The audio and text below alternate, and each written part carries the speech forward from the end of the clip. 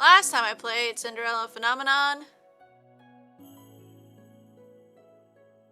we were still on stepbrother route, I think. And, oh, we found out that, surprise, surprise, he had a crush. It's not past tense. It's my post. Sweet Home Alabama. He has a crush on Store Chick, and he gave up his voice to become a prince because he thought that's how she will fall in love with him. And she, spoiler alert, did not. So, depresso with no voice-o. Kiwi, how dare you?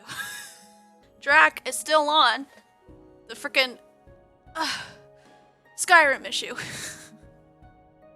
And now he's suggesting I make it a point goal. If people put in enough points, I'll stream Skyrim. Gotta wait for Skyrim to be on sale though, because I don't want to spend money. I'm trying to get fucking married. Actually, no, I'm really trying to get a house. But also I'm trying to get married, so. Okay. Yes, I summarized what the fuck is happening. No, it's not a chicken sandwich smoothie. I can definitely tell you that. I probably would have vomited if that was a thing. I love you, Kiwi. Yeah.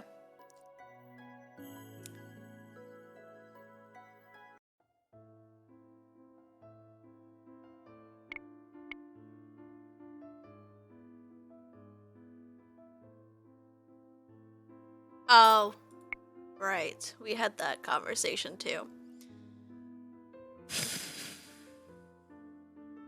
My abdomen could shut the fuck up, or my stomach, or whatever have you. Oh, I forgot to okay, thank you for the points.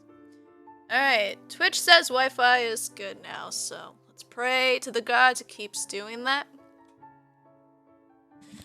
Later that day, I find Rod in the dining hall. He appears to be inspecting the seating arrangements for the night's banquet. He glances up briefly to look at me before returning his attention to the placards. That's the word, with the guests' names on them. What is it? I have been looking for you all morning. I am distracted from what I am about to say when I notice Rod switching the position of two placards. I frown as I catch the name on one of them. He is moving Viorista's place at the table. Is he trying to make sure she sits as far away from him as possible? Surely you have better things to do than stay in here. What happens if you cannot break your curse? Rod's movements stutter before he shakes his head sharply. That is something you do not need to know. Gee, I don't know what the fuck the right answer is. Do I ever know? No, I don't. Plead with him, I guess. I don't know. Something aches deep in my chest, that Rod's coldness. Please. Ugh!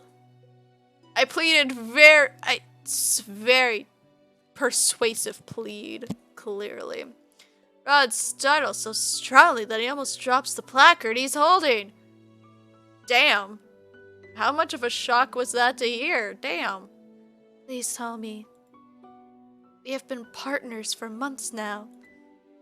But I've barely... Yes, I know that is an unusual partnership, and that most of our helping each other has been subtle, but... I am only one good deed away from breaking my curse, while you seem to be no closer to breaking your curse than when we started. Why was that a mouthful? And now, we invite you to relax. Just pull up a chair. Thank you for hosting. Boo, a baby, a darling, love of my life. I will do whatever I can to help you with your curse, Rod. Hey, we got the diamond. I know my face is blocking it, but I get a diamond. when it goes well. Please let me help you. Silence falls. Moments later, Rod sighs and looks away from me. Some unspeakably sad emotion shines through his eyes. Even if I wanted your help, Nom-Nom, there's nothing you can do. Dread settles in the pit of my stomach at Rod's words. Could the dread overtake the pain I'm feeling? That would be great. Would I be right? Will Rod actually die if he does not manage to break his curse? I bet you that's the bad ending. Most likely. Emmeline told me the story of the Little Mermaid. She said that the mermaid dies if the prince marries someone else. Rod, when Fiorisa marries Desmond, will you... My voice trails off when I hear the sound of the door behind us. Ugh. Is it Ophelia or the king? Rod rushes forward and grabs me before I can glance back at the door. Ow! I become aware of a weight holding me down to the floor. That's rather suggestive. The impact of the ground against my head blurs my vision, making it impossible for me to see what is happening at first. Underneath the dining table? I struggle to try and sit up, but the weight pushes down on me again, forcing me to be still. Quiet. Rod, why did he push me underneath the table? I'm about to ask him aloud when the sound of footsteps silences me. I cannot help but remember what Sir Mithros was saying about rumors.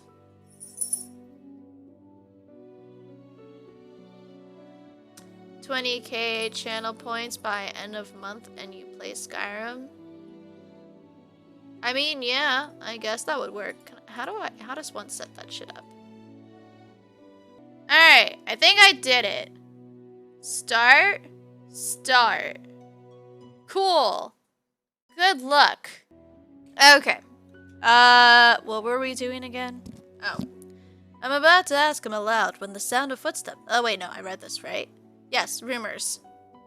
If Rod and I were seen alone together by the servants, the rumors will no doubt get worse. Does Bruno Mars Kay? But why is Rod doing this? I stay quiet as the people that enter the dining hall begin to talk. How strange for this place to be empty at this time of day. There is a pause, and then another voice speaks up. You better have good news for me, Mithros. Oh. Excuse me. Sir Alcaster and Sir Mithros? Rod's hands tightened on my shoulders. Everything is as you requested, Sir Alcaster.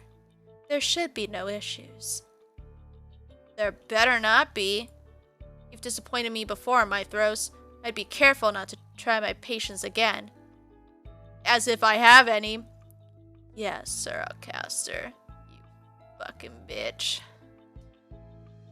Sir Mithros sounds oddly subservient. But why? The two of them are both ranked equally, and neither of them should have to answer to anyone other than the king. Unless Sir Alcaster truly is the witch and is forcing Sir Mithros to obey him with his spell. Wait a few minutes after I leave. We should not be seen together. The rumors! I do not hear Sir Mithros respond, but I can hear Sir Alcaster leaving the room. Sir Mithros sighs out, but is otherwise silent when he leaves the room after a few moments.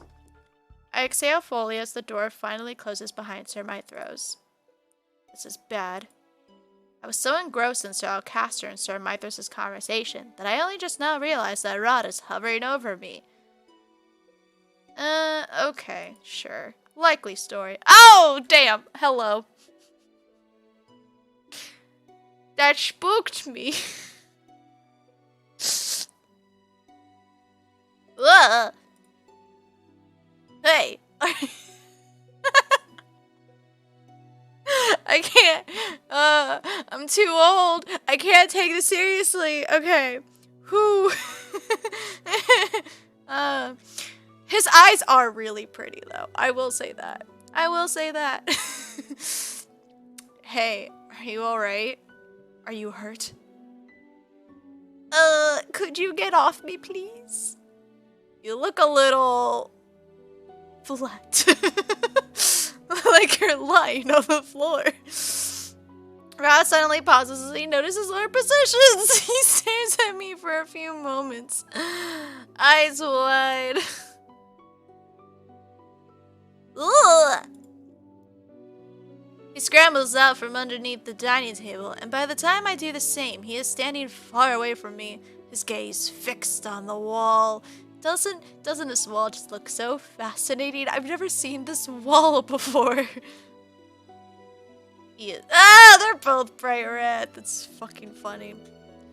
He is bright red. It would be funny if I weren't sure I was the same color. Ah! Rod clears his throat. Seems that Zoroaster really is the witch if he has the ability to make Sir Mithros obey him. Lady Parfait should be told immediately. Rod turns on his heel to leave the dining room. Rod, wait. What? This is urgent, Princess. I can't just— When Viorisa marries Desmond, will you die? Oh, I'm so glad she didn't drop the topic. Visual novels love to do this shit where they're like, hey, let's have this important conversation. Cock block. Hey, we're about to have this romantic moment. Cock block. Interruption. And then they don't return to it till like much later, and it's like, what's with your fascination with my hands today?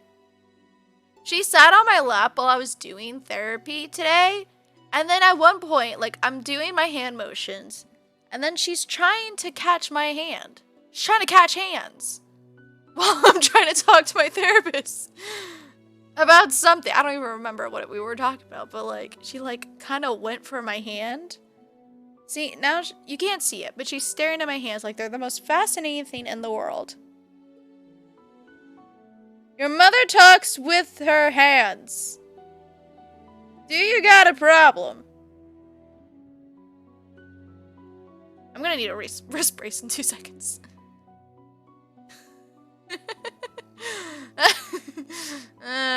Debatable. Ow, girl, your claw! I need to trim your claws, don't I? Ow, ow, ow, ow, ow, ow, ow, ow, my baby flesh, my baby flesh, ow. Girl, get your claw out of my arm flesh. Get your claw off. Ow! Girl. Your claws are so sharp. I need to trim them. Ow. I have a sweater on too, and she's poking right through them. Cool. Rod, you gonna die? Please don't.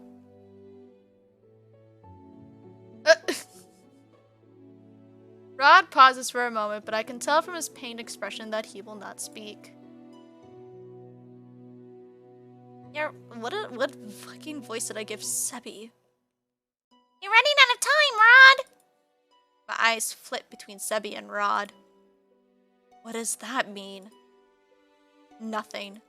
He turns away from me once again and starts walking away, because he's gonna be a dramatic bitch! Rod. There must be something in my voice that makes Rod stop, because he turns to look at me. Please stop running away from this. What would not knowing the answer achieve, Nom-Nom? I need to know if I can save you, you dumb fuck. You sound like you just are going to die. That's bullshit. Drag, don't bully my chat. Though Rod's words are harsh, his tone is soft.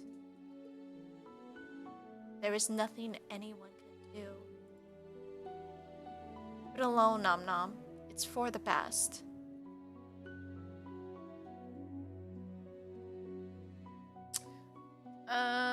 Oh, hydrate. Thank you. We'll do the thing. It's a double hydrate.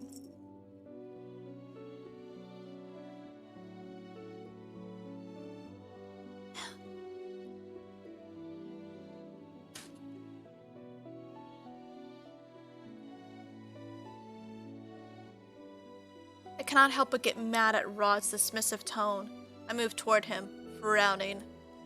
How can you say something like that? You are not the only person that will be affected if you keep refusing to do anything to break your curse. Can you imagine what your death would do to your sister? To your mother? Losing you would destroy them. Rod's face is suddenly inches away from mine. He places his hands to the wall behind me, caging me in. I'm sorry. So, we got an awkward, well, I'll be fair, a semi-awkward cutscene. Like, our image art for this chapter was his face really fucking close to ours while we're pinned down to the floor. But we don't get art of him pinning us to the wall? Not that I'm not attracted to him. I'm really not. I'm really not. But of all the, like, romantic poses you could think of, it wasn't even full art of him on top of her on the floor. It was just his fucking face and ours. We didn't even get, like, art of him pinning her to the wall.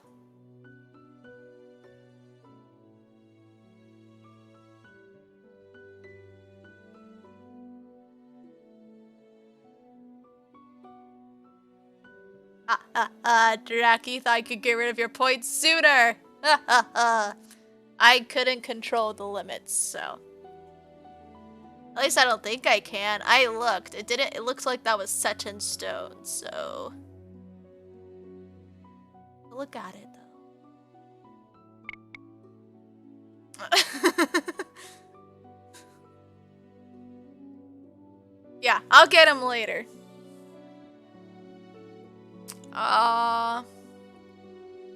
His face is flushed with anger, but the look in his eyes is tormented. Family has been dealing with the consequences of my actions for the majority of my life. Don't think that I don't know what effect my curse has on the people closest to me. Besides, I don't want to involve you in this too. Oh, oops. His voice is a whisper, but I totally didn't whisper it. I can still hear his words. Rod. Rod pushes away from me and sucks up as I stare after him. He says that, but then he still does nothing to try and break his curse. I do not understand him at all. What is stopping him? Because he doesn't want to ruin her life, probably. I assume. If we're thinking in lines of the fairy tale. I don't know if they did, like, exactly, like, he has to kill her if he wants to live.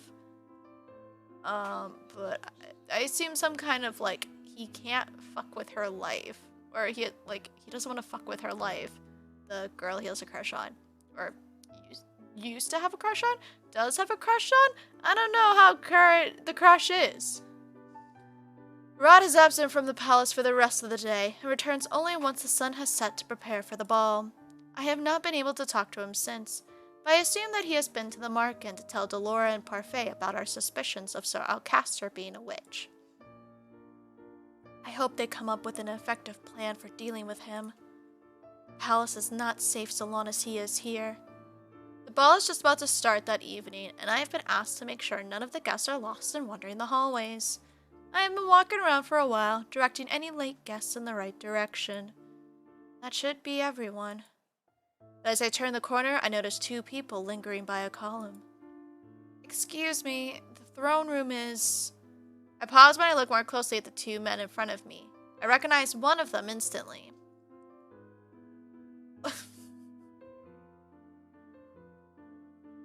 It's Mithros, is it not? Isn't that just Mithros in a mask?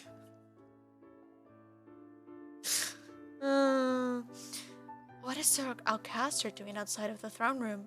And who is that man he's with? Nom-Nom. Sir Alcaster gestures me toward him, and I approach warily. Oh, no, I guess... Wait. It looks like my... No! Oh, that's... Okay, I'm sorry. I'm stupid. I forgot Mithros had green hair, and I don't think he was as... Is he that skin tone? I don't remember if he was that skin tone. But, honestly, if you recolor him, could look like Mithros. It's been a while, but I'm just saying. Maybe. I could be totally wrong. I haven't looked at Mithros in a hot minute. Actually, you know what? Let's pull up his art real quick. Watch, I'm gonna do this, and then major spoilers somehow. Cinderella phenomenon. I just want the image of him. I am kind of correct. The hairstyle is wrong. The hairstyle is wrong, and his ears are bigger. But the face shape and the nose, it's like colored the same. Anyway. I'm sorry, am I seeing fan art of people with my OCs with my throws? What? What? What did I do?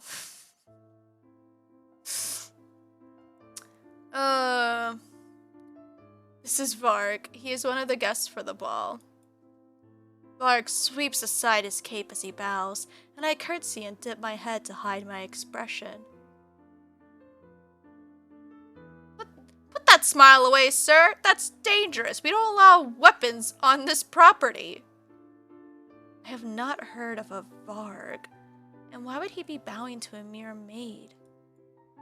Also, why is he wearing such an elaborate costume and mask? This is not a masquerade ball. Oh, that's embarrassing. If Varg is an acquaintance of Sir Alcaster, there is no telling what or who he truly is. Yes.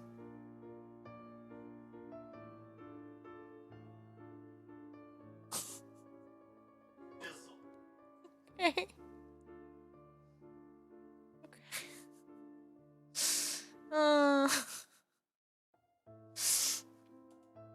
Are you gonna show me later? Probably not.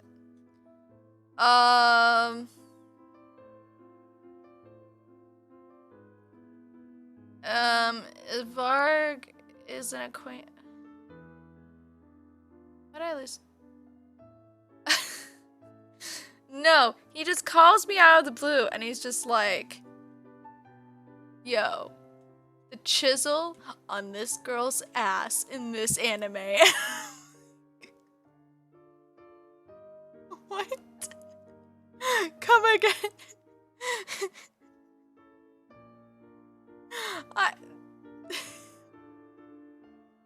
And I was asking if he was gonna show me later the ass. I guess I'm not. He didn't hear me, so.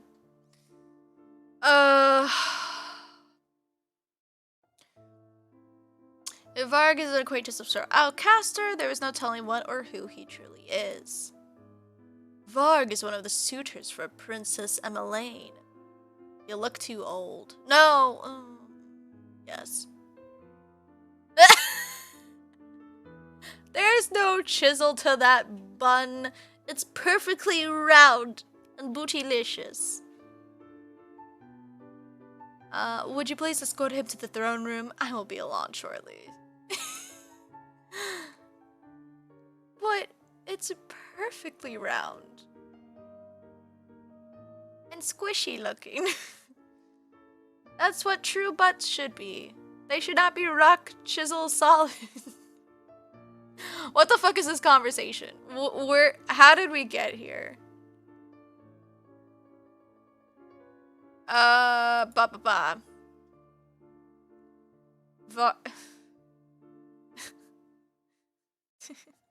Baby.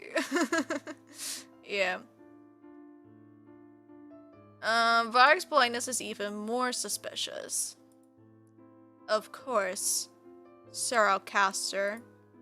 I meet Varg's gaze briefly and cannot help but frown at the way he is smirking at me. This way. Varg and I make our— he knows she's a princess, I assume. Varg and I make our way out toward the throne room. I cannot help but feel wary of the fact that he is falling behind me where I cannot see him. If the maids are this lovely, the princess must be truly beautiful. Varg laughs and I grit my teeth at the sound. What? It was meant as a compliment. There's no need to look at me like that. Varg looks at me curiously. Are maids not allowed to speak in this place? I have nothing to say. Not the most cheerful person on staff, are you? Thankfully, the doors to the throne room appear as soon as we turn a corner. I do not have to come up with a response to his words. Here we are.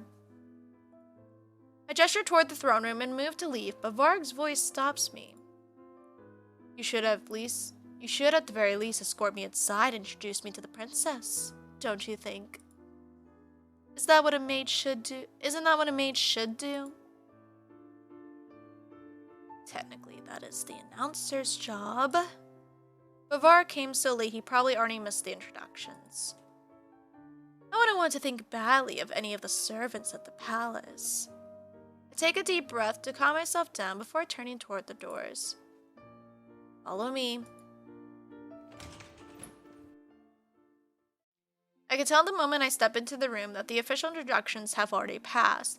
Most of the guests have already begun to mingle and scatter across the throne room as the band sets up.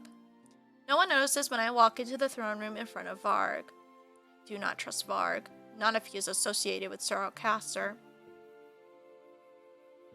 I assume Rod, but I don't know. I need to save.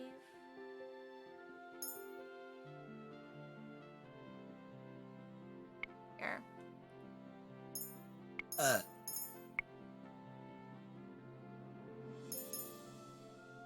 eyes fall on Rod. I notice that he is leaning against one of the walls, away from the crowds. I head directly for him, moving quickly so that Varg is not right behind me. Rod. Rod frowns at me as I come to stand in front of him. What? There's a man here called Varg. I think Sir Alcaster brought him. Sir Alcaster? Apparently Varg is one of the suitors for Emmeline's hand. Rod glances past me at Varg, his eyes narrowed. Is that him? Is that Varg? When I turn back and follow his line of sight, I almost gasp in shock. Varg has bent over one of Emmeline's hands, clearly having just pressed a kiss to the back of it. I should have kept him away from Em. But Rod and I are not too far away, so we can hear him clearly. But the throne room is already hushed at the sight of the crowned princess being so boldly, directly addressed. May I have the first dance, Your Highness? I'm gonna load, cause that... Does anything change? My attention is quickly drawn to where Emmeline is moving between groups of people, introducing herself and making light conversation. I know this would be frowned upon, but Emmeline's safety must come first. I make my way quickly over to Emmeline and curtsy just off to the side, trying to draw as little attention to myself as possible. Princess Emmeline, may I have a word? Emmeline is clearly shocked at my intrusion, but she masks it well. Excuse me, it appears my maid has something for me. I draw her closer to the walls where the crowd blocks us from view. I wasn't expecting you to be here, Nom-Nom. Not that I mind, but won't you get into trouble? There was no time for that. I take her hand in mine and look at her somberly. You have to watch out for this man in a mask. Sir Alcaster brought him to the ball. Why would I be worried then? I cannot exactly tell her that I think he is a witch right now. There are too many people looking. Just please be wary of him. I'm sure there's nothing to be worried about from anyone here, Nom-Nom, especially if Sir Alcaster is involved. You have the opposite problem. Okay, cool. Rod to the rescue. On the contrary, if Sir Alcaster is involved, I would also recommend staying on your guard, Emmeline. Rod? I turn in shock to see Rod suddenly standing beside me. Okay. First I was like, oh, Rod's the common choice because he's the one who'll know shit and he'll know what to do. But no, it's because we tell the sister, we're like, yo, bitch, watch out. That the brother's like, oh, cool, you're trying to protect my sister. Great. And yeah, it's team effort. Instead of just talking to each other directly, but same thing, I guess. You should trust Nom-Nom. Excuse me. Ugh. I jump back at the sound of Varg's voice. Rod takes a step forward and places his hands on my shoulders to steady me. I don't believe we've been introduced. Varg looks at me for a few moments, but I say nothing. He eventually turns to Emmeline, a wolfish smile on his face. My name is Varg, and you must be Princess Emmeline. Tales of your beauty do not do you justice. Emmeline flushes as Varg reaches for her hand. Presses a kiss. You clearly took my warning well. He presses a kiss to the back of it, still grinning. I can feel Rod tense behind me. May I have the first dance? Emmeline bites down on her lower lip as she stares at him. I become acutely aware of just how quiet the throne room has become. She cannot refuse him with so many people watching her. I feel sick, but cannot bring myself to say anything more as Emmeline puts her hand in Varg's. I accept, Lord Varg. The moment Emmeline makes her way to the center of the dance floor, a man signals to the band and the musicians start playing. This feels wrong.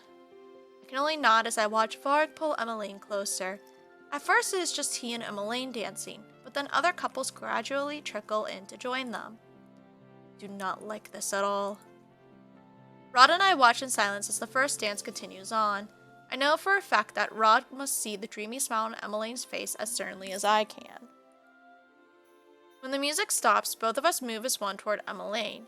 Even though the dance is over and Varg has released her, they still stand close together in the center of the room. The silence is interrupted when the double doors open and Sir Alcaster, along with 2 knights, stalk into the center of the room where Emmeline and Varg stand. Their arrival causes an uneasy stir in the crowds. The king rises from his throne, eyebrows drawn. Alcaster, is there some kind of disturbance? Alcaster says nothing as the knights stationed around the room approach Emmeline and Varg and stand around them, encircling them. What the fuck? Emmeline's expression shifts from confusion to fear. The crowd becomes even more anxious. Alcaster, explain this. Alcaster briefly glances at him, but says nothing. He turns back to his knights and snaps his fingers. The knights pull out their swords and point them at Emmeline. What the fuck? I reach out to grab Rod's hand before he can make his way toward her. God, it is too dangerous. I know, but thoughtless actions have the potential to put Emmeline in even more danger. Rod's only response is to tighten his grip on my hand. I place my other hand over his to reassure him, and slowly but surely his grip begins to loosen. I turn my gaze back to the king. Caster, stop this immediately. What do you think you are doing? Something I should have done a long time ago. I have been nothing but loyal to this kingdom, and all I have ever wanted was for Angiel to thrive. But ever since the queen died, this kingdom has become weak. It is because you are a weak ruler, Gennaro. Gennaro? What? The people were more productive back then, more disciplined during the late queen's reign. The kingdom has become less productive without fear to drive them. Ah, very clever word choice. More productive, less productive. Please, go on. When there is power, there is order. Power is not something that should be needlessly used to control people. It is used to protect them. You, of all people, should know that. Sir Alcaster shakes his head. I, of all people, know that order is what makes a hierarchy stronger. I will have order! It's not Genshin Impact, but that's okay. It's just playing rent-free in my brain. I am only doing what is necessary. I am reorganizing the system. Hand over the crown, Gennaro. So Alcaster turns his head to Varg, who remains standing beside a scared Emmeline. You will obey me if you do not want your precious daughter harmed. Please, leave my daughter out of this. Emmeline steps back, her eyes now brimming with tears. Varg, seize the princess. As soon as Sir Alcaster gives the order, Rod immediately lets go of my hand and rushes toward his sister. Rod, no! You dumbass! I quickly follow after him, but Rod suddenly stops in his tracks. I bump abruptly into his back. Rod? Varg! So Alcaster's booming voice echoes around the room, which has suddenly gone eerily silent. My eyes move to Varg, but he is standing motionless. What is happening? Finally, Varg smirks. He steps to the side, standing in front of Emmeline as if to block her from view. Sir Varg. You must be delusional, old man. I am not letting you anywhere near the princess. What? Who the fuck is Varg? I am so confused. The Knights' next moves are a blur as they rush at Sir. What? What is happening? The Knights' next movements are a blur as they rush at Sir Alcaster. In mere moments, he has been disarmed and pinned to the ground. Ah, okay. Go on. Several more knights have also appeared from behind the to surround Sir Alcaster. A man emerges from in between the circle of knights. He moves to stand beside Varg and Emmeline. I know, right? Oh! So he was like, yeah, fuck you. Sir Mithros looks at Sir Alcaster disdainfully. What is the meaning of this, Mithros? We had a deal. The anger is now palpable in Sir Alcaster's flushed face. Did we now? Mithros, explain yourself. Sir Mithros drops to one knee in front of the cane. Of course, Your Majesty. He raises his head slightly to look at the cane. I have known for a long while that the man you see before you is a traitor. I was even aware of his plans, but I could not tell you of them without any evidence. 2 of your knights had tried to inform you of these plans before, but we all looked down on them with disdain. I had to make sure that I did not come unprepared like they did. Oh, fuck. Jurian and Garland. That's right, I forgot. What? Both of them knew of Sir Alcaster's plans? Was that the reason why they were dishonorably discharged? For false accusations? I knew enough of his plan that I could thwart it.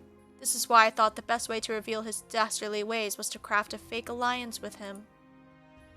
Sir Varg and I have been working together to unravel Alcaster's plans, Your Majesty. Varg is an invaluable accomplice. Wait, so Sir Mithros has been pretending to work with Alcaster this whole time? Ding, ding, ding. Maybe, unless it's double traitor, so he looks better, but actually, it's not. Let's see. And so we arrive at the events of tonight. I apologize for undertaking this task without seeking your counsel, Your Majesty. I could think of no better way to end this madness once and for all. You know, I'm just realizing, I'm kind of curious. Look, like his diamond accessories match the cursor of the mouse. And also the diamonds that pop up in the corner here, where my face is. That's interesting. I wonder. Is he secret romance option? Okay, probably not, but I've been playing too many Charit's romance games, but he would totally be the secret romance option. You lying snake, says the snake himself. Sir Mithros stands and turns to Alcaster. He gestures at him dismissively. I know, right? Seize him.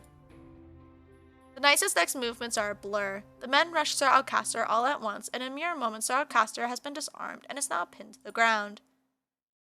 Isn't Sir Alcaster a witch? Why is he not using his magic? Because he's not a witch. Mithros, I am indebted to you for saving us. The whole kingdom is. I only did what was necessary, Your Majesty. The king glances at the knights, then at Sir Alcaster, his gaze steely. Take him away. So Alcaster struggles uselessly against the knights as they drag him away. He is nearly out the door when he starts screaming at the king. Gennaro, you are a fool! That man is a witch! A snake! You cannot trust him! I called it. I called it. I called it. I called it. I called it. I called it. No, Castor, I was wrong to put my trust in you. Even as Castor is pulled from the room, we can hear him babbling in the hallways about a witch. So Castor never used any magic to escape. Was he truly not a witch? Are you all right, princess? I am pulled from my thoughts when I hear Varg's voice. He is now trying to comfort or shaking Emmeline. For a few moments he looks away and his eyes meet mine. He smiles, but it is fleeting, and moments later his attention is back on Emmeline. Fucking weird. That's sus. The ball comes to an abrupt end after Alcastor's stunt. He is thrown into a jail cell and promised a trial after a few days' time where he will be tried for treason against the kingdom. I still can't believe Sir Alcastor would do something like that. So brazenly, too. I wonder, what happened to Sir Fitzgerald? They say he vanished completely last night. Do you think he was working with his father? The truth is that I have no idea what to think. I had thought that I had everything figured out, but now I become more and more confused by the moment. Fritz was always loyal to a fault, but then Sir Alcastor was the same way with the king, and I have not seen or heard of Fritz for weeks. Not really say. Ah, good morning, Princess Emmeline. Sir Varg. Varg was offered a room at the palace for a few days' visit. He is being treated as Sir Mithros' valued guest. I had heard from the other servants that he is Sir Mithros' relative who lives in a neighboring kingdom. I hope that you're feeling well now, Princess. Yes, thank you for your help last night. Is Emmeline blushing? Why do I feel like... So I'm thinking Disney Little Mermaid, right? Which I know is not, the Little Mermaid version. Like, we get that, right? Like, I'm not speaking of this as if it's like the only version or the main version of the Little Mermaid version. But Varg is giving me like... It's the sea witch, but in human form to deceive the prince and make him fall in love with her so that Ariel doesn't win vibes.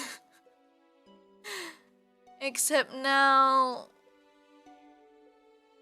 he probably, I don't know if he's the witch that cursed Rod though. I don't remember if Rod said he saw the witch or not. Or if maybe the witch transformed into him. Or so. There's some funky shit going on. He's trying to get Emmeline's guard down for something nefarious. And Mithros' stunt of like, I am so loyal to you. I had to pretend to be in cahoots with that vile man just so you would know that he was truly bad. And not I. I will save you all. No, we're not playing Skyrim yet. We have the community challenge. Y'all need to raise 20k channel points for me to play by the end of the month for me to stream Skyrim. Is Emmeline? Oh, I read this. I know I won't be here alone, but I do hope to get to know you better during the duration of my stay. I would love that. Then I am looking forward to spending more time with you. Oh, I forgot that I am meant to be in my mother's room right now. Nom-Nom, Sir Varg, I'll see you both later. I curtsy as Emmeline walks off, leaving me alone with Varg. I cannot help but feel uneasy in his presence. Something about him puts me on edge. He makes me feel uncomfortable. Excuse me, I have errands to attend to. Wait. Before you head out, I have something to give you. Give me? Varg reaches into one of his pockets and withdraws a letter that he holds out to me. Yes, that is indeed a letter. What is this about? Well, I guess you'll have to open it and find out, princess. I knew it, he knew. My blood turns to ice in my veins. He knows I am the princess. That could only mean that he is. Certainly looks like an envelope.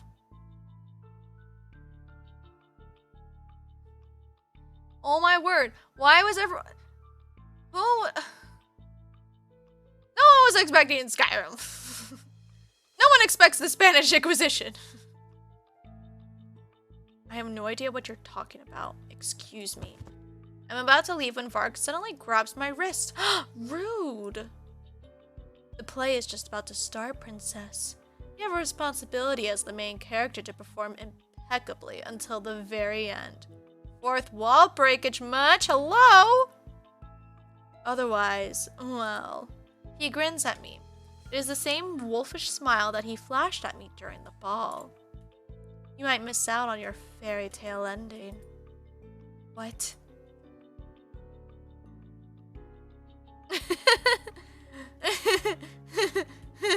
That's funny. Before I could say anything else, I feel a hand grip my other arm. Someone tugs me back and away from Varg, then comes to stand in front of me. Yo! Stay away from her. Rod? Varg looks at Rod, then at me, his smile growing more crooked. Crooked man.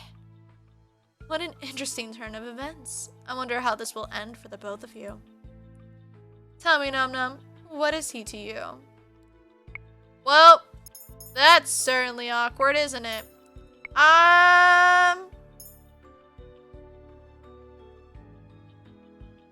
Excuse me.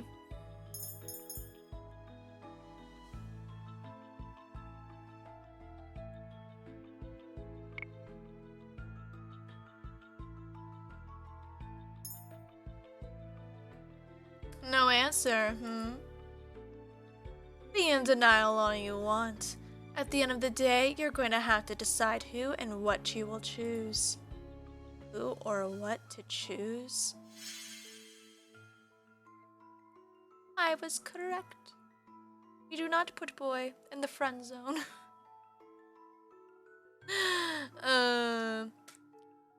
Silence. You are harassing one of our staff members. Of course. I apologize for my rude behavior, Your Highness. You seem to know a lot about us. Are you I lower my voice. Are you a witch? You're asking the wrong person, princess. Sir, my throat. What?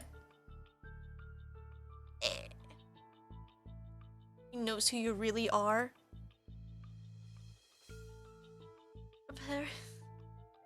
I know I'm the only one who ever made it. Save enough points for this. Okay. Oh, is this story time? I think you two are worrying too much about me. After all, I'm just a pawn in this game. Varg dips into an elegant bow and flashes one last smile before walking away. Almost? Okay. I'll be prepared. Basically reading fairy tales already. Sort of. Are you alright? I am. Thank you for helping me. You know I'd do anything for you. What? You need a bedtime story? Of course.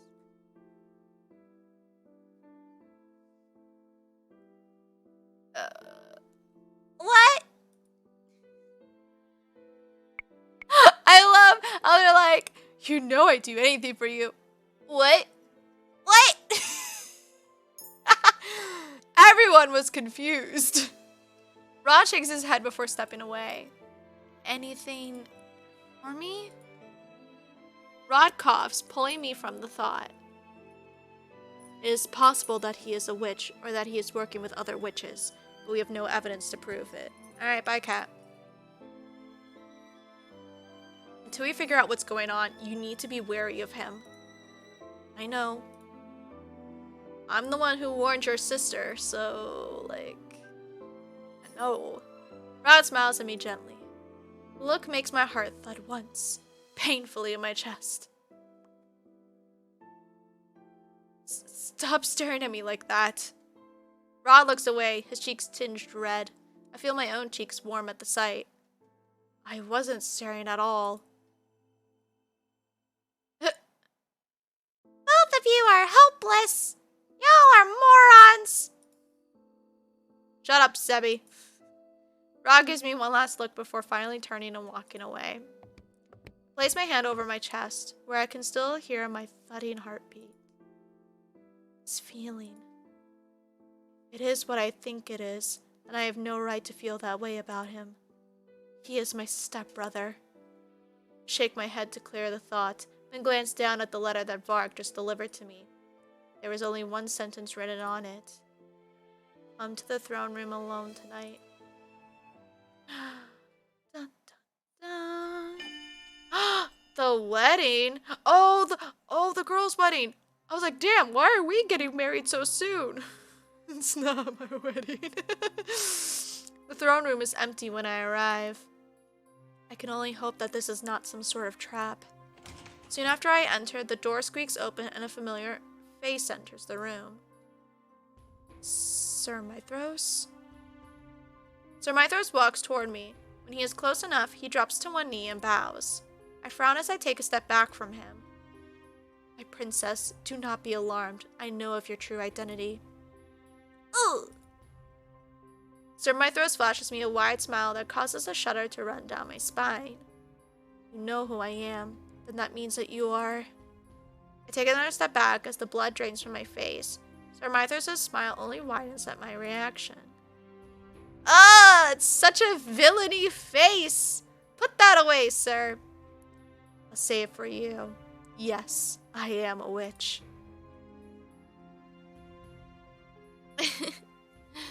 It's fun, especially when you're with the right person and you can plan it together. If you are a witch, then Sir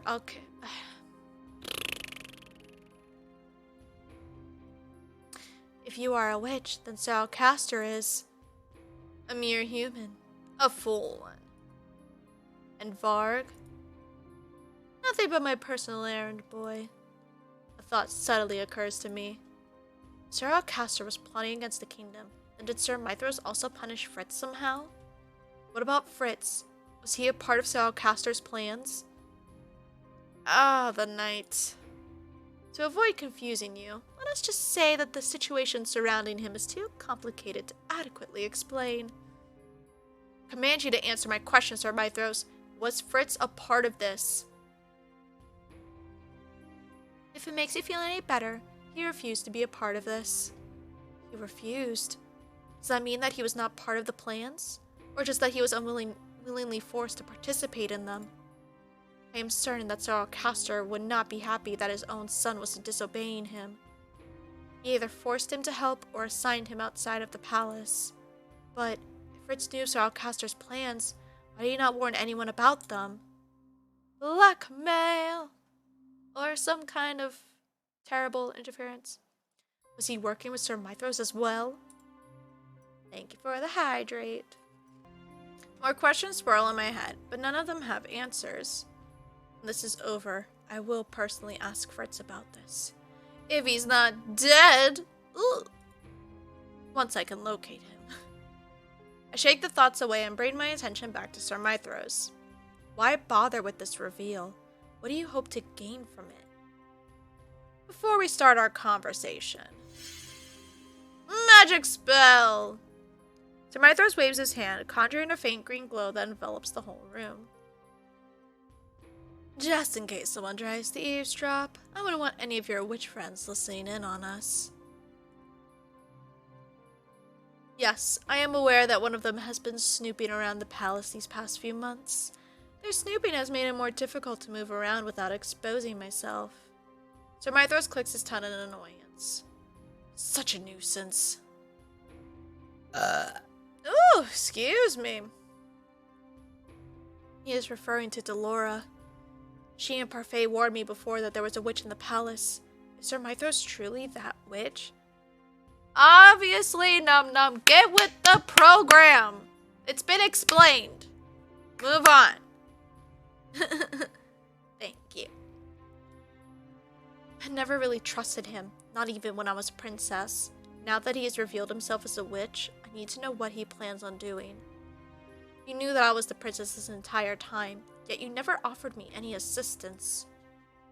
If I had, Alcaster would have targeted you as well. What?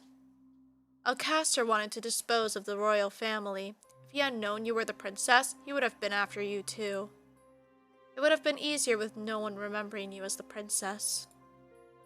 But unfortunately, Fritz told his father about you, thinking that Alcaster might be able to help and protect you. It didn't help that Var confirmed it. Your mother wouldn't have been happy with me if I put you in harm's way. This is why I had to pretend not to know you in order to protect you. Sir Mithras is silent for a few moments before he speaks again. Revealing myself to be a witch was necessary. I had to make myself appear useful to Alcaster somehow, after all. Then, of course, I learned of his foolish plans to steal the crown and decided to thwart them. Though not before I stole something from Alcaster first. I played him like the fool that he was. I told him I would aid him with my magic so long as he gave me the knights as protection. Using magic is almost impossible in this place, so having the knights to back me up was crucial. The knights? What does he need the knights as protection for? What are his plans? World domination, of course! Sir Mithras starts pacing the room, his expression still calm. He still has to explain his entire villainy plan, you know? It takes time. I found out that he planned to dispose of me after he obtained what he needed, so I disposed of him first. Alcaster might have been able to convince most of the knights to aid him by promising them promotions, but, well, my magic is far more convincing.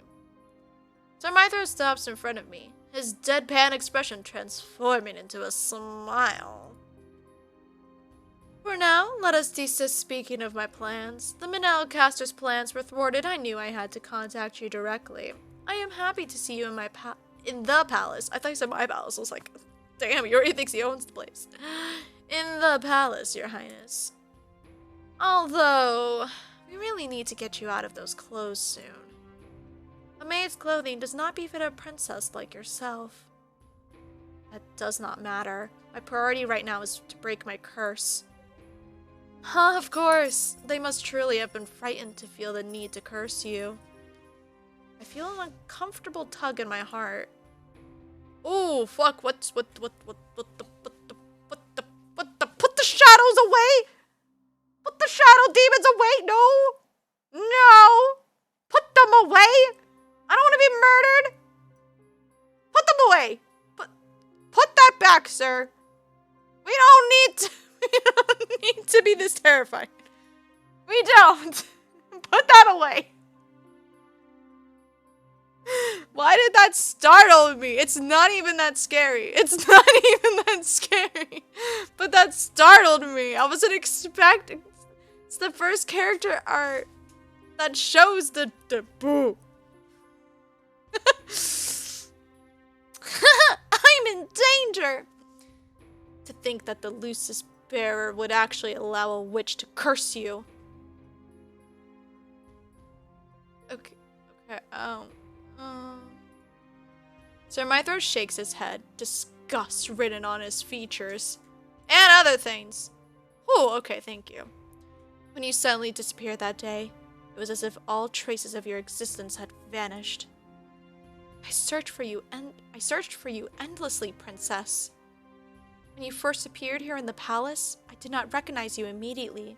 I felt a touch of magic in you and investigated.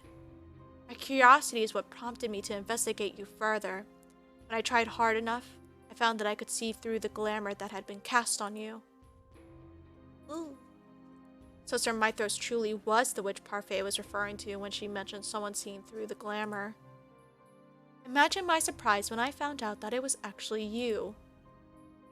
That fairy bearer has been nothing but a nuisance to us witches. First she betrayed your mother, and then she betrayed you before she had even met you. But mother, she was the Tenebrarum bearer corrupted by darkness. Faye only did what she had to.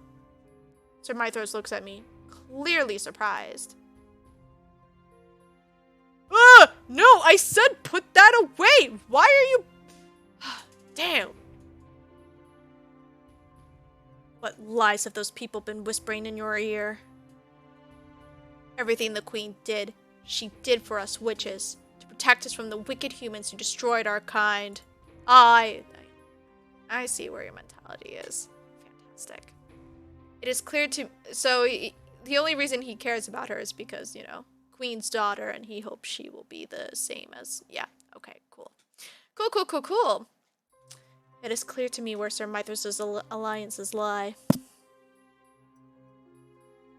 Sir Mythros sighs, runs a hand through his hair, and then continues speaking.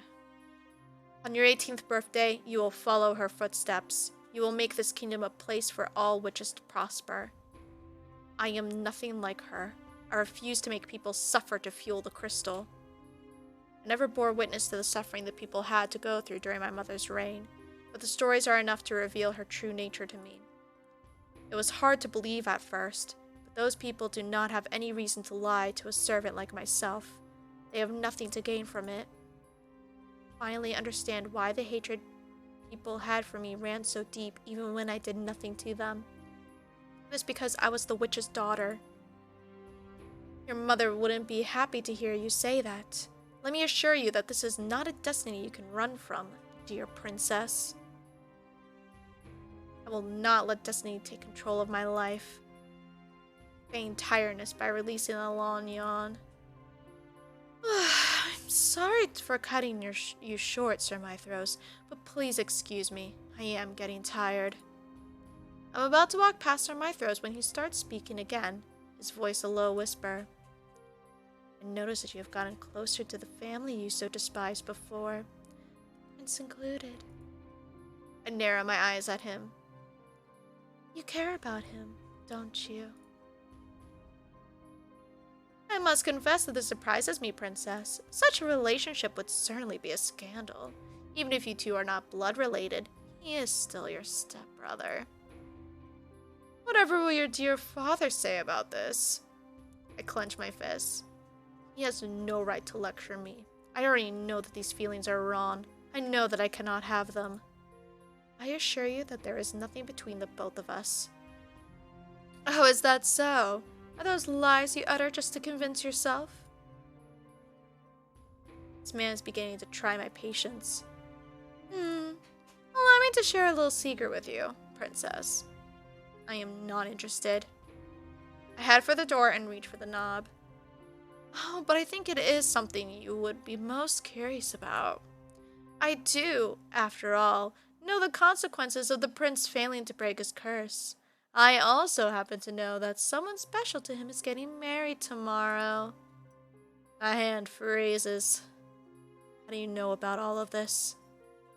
I know all of the happenings around this place. That is my job, Princess. Now tell me, do you know the ending to the fairy tale, The Little Mermaid? My blood runs cold when I remember what Emmeline told me about that fairy tale. If the prince fell in love and married someone else, the Little Mermaid's heart would break and she would dissolve into sea foam. I conducted my own investigation and actually met the witch who bestowed the curse on the prince. In meeting her, I found out everything that there is to know about it. I turned to regard Mythros with a frown. It seems I have finally gotten your attention. What do you plan on doing to Rod? Sir Mythros shrugs. To him? Nothing really. I was merely curious. I wanted to know what you saw in him. What do you know about his curse? It stays true to the fairy tale, only in this case the prince gives up his voice for a title. Still, it will end the same way. The girl will fall in love with someone else despite his sacrifice. You mean... on his beloved's wedding day, the prince will die. I had thought you might have reached the same conclusion. Tragic, don't you think? I had the same thought, but... is Rod truly going to die? So the reason Rod gave up breaking his curse was because he knew that Viorisa would never love him back? He knew that he was going to die the moment Viorisa married? Dread begins to wash over me. Why not ask him yourself? We tried. It didn't work out. As if orchestrated by magic, the double doors open and Rod steps inside. He sees me, his expression relaxes. I have been looking all over for you. I wanted to speak with you about my discussion with Lady Parfait. I turn around to face Sir Mithros once again, but to my surprise, he is already gone. Did Sir Mithros leave? Magic, baby! Nom-Nom? Is something wrong? Was Sir Mithros really speaking the truth? Let's save over this one.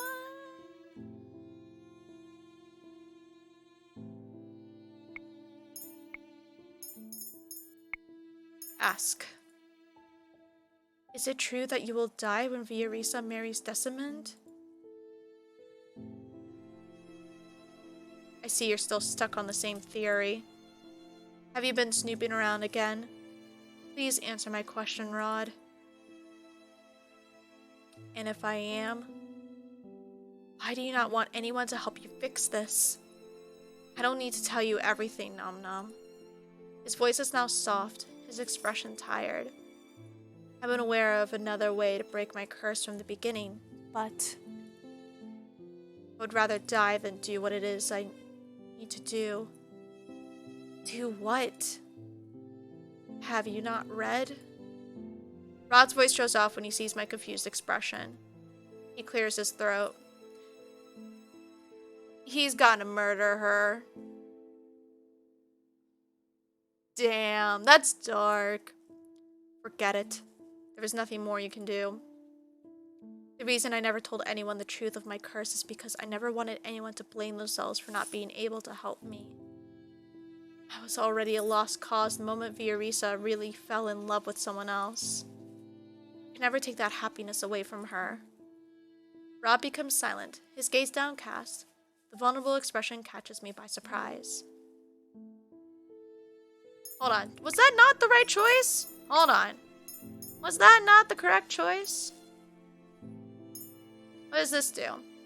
Is this how you really want things to end? What are you talking about?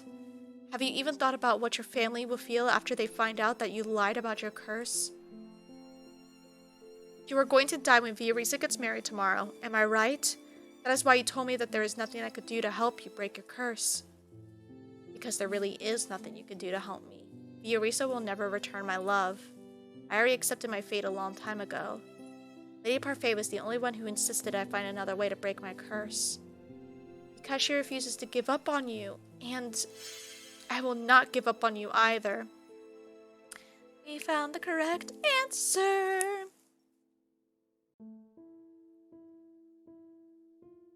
Alright. Skip all that.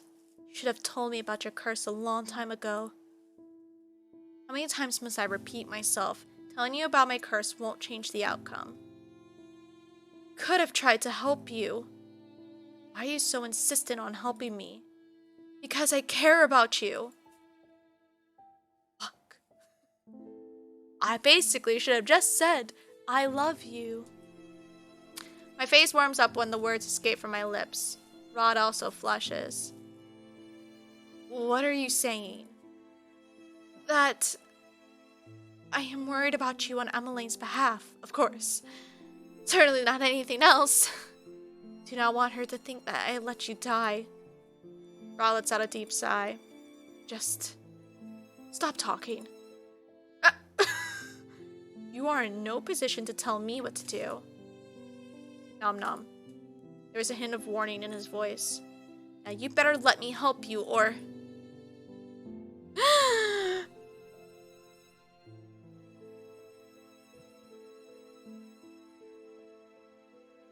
Oh my gosh. That's such a... When you need someone to shut up, just kiss them. Don't ask questions. I'm kidding. Always have consent, please. Always have consent. Thank you. He literally said, shut up. And she's like, bruh, bruh, bruh, let me help you. Shut up. That never works, just saying. You know what? That is accurate. If anything, after the kiss is over, I'm just like... Usually in panic, but you know. Anyway. Oh gosh, I have to read this out loud. Okay. At least it's not smexy times. That was worse. My words are cut off when Rod presses his lips to mine. It is only a brief kiss, and when he pulls away, his usual somberness has returned. That buddy's just like, bitch. Bitch.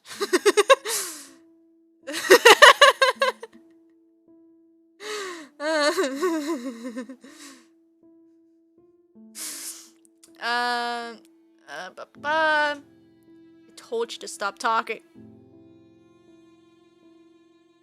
That's I can only stare back at him, baffled. It was super effective. It's fucking obvious, Sebby. Rod, you do realize that you just kissed the princess? Did you kissed the girl? Shut up, Bunny. I was trying to look cool about it. Rod looks at Sebby, then at me. His face colors once more. He takes a step back, his lips pressed together. I'm sorry. I get your mind off things if you want. What you mean? Without any other warning, Rod turns abruptly and stalks out of the room. Oh shit, it's story time! Okay, let me get through this little bit of scene because I feel like it'll do like a cut to something else. So let me get through this bit real quick, and then while I'm doing this, tell me a story you want me to read. There's the Grimm Fairy Tales. I could read a random snippet from Alice. Alice in Wonderland. Yeah, those are the options. Unless you have other things that you want me to read that is not gonna get me copyrighted or something. It's part of public domain. That's the words I was looking for. Sebby falls from his shoulder and what? Sebby falls from his shoulder and falls to the ground, but Rod does not notice in his hurry to leave. I stare after him in shock. I can't believe he just ran away. He abandoned me. I don't know what things count or don't count towards the goal. It's very confusing, honestly. I've never done a community challenge before, so I don't know. This is not gonna be a good angle. Hold on. I want to be comfortable, but I need to be in line of the... Oh, that made it worse. I just want to be comfortable. Why does webcam shit have to be complicated? Pied Piper? Okay, cool. I will look for that after this. Should be, for sure. I walk to where Sebby is and kneel down to pick him up. Are you alright? I'm fine. Thank you, princess. Sebby tilts his head to the side. That Rod. I wonder when he will start acting like a man. He's acting like a little bitch. Suddenly kissing a girl like that is so unromantic. I think about the warmth of Rod's lips pressed against mine and flush again. She begs to differ, Sebby. Rod may not say much, but he has a lot going on in his head. Thoughts he doesn't ever want anyone to know. Like how he wants to mass murder the people in the town. Oops, I probably shouldn't have said that. I don't want to speak on his behalf, but I know he really does care about you, princess. Yeah, no shit. He's just a little standoffish and has a difficult time showing his emotions. Yeah, double no shit. He's sensitive like that. Take it from me, I'm always in his head, and it's a fucking nightmare. Care about him too, but what will become of my feelings once I break my curse? How will I return to being his stepsister when this is all over? No, this is not the time to mull over such thoughts.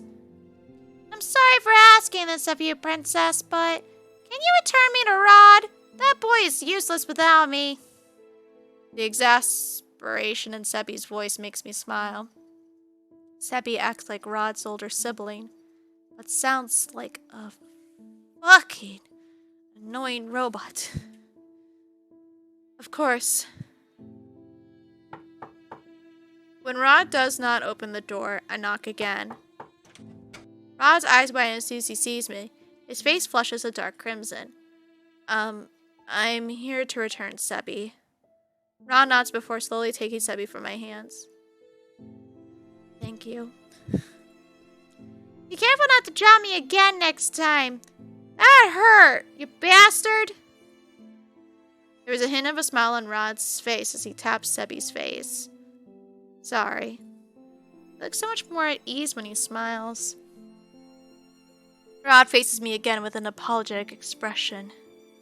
Nom-Nom, I really am sorry for what I did earlier. Damn, I don't...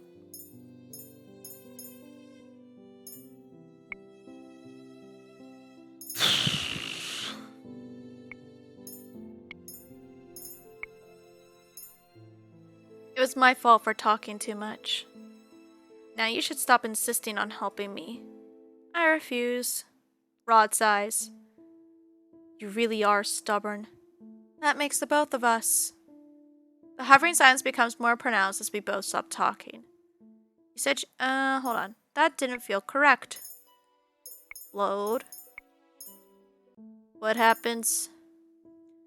I know you did not intend to do that in the first place. The truth is, I actually... He trails off, then averts his eyes slowly to the floor.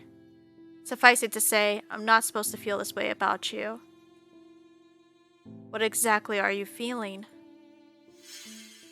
Yeah! Okay. I knew the last option sounded really off. It was just very, like... I think the writer, too, was just like... I don't know, make it sound like shit. It's not the correct answer. Anyway. Rod flushes deep breath before turning away. Don't ask me such an embarrassing question. And then we do this. You said you wanted to talk to me about something you discussed with Lady Parfait? Yes. I meant to tell you that Delora will be here tomorrow to investigate. Now that we know Sarah Castor is not the witch, we have to start our investigations over. Actually, about that, I know who the witch is.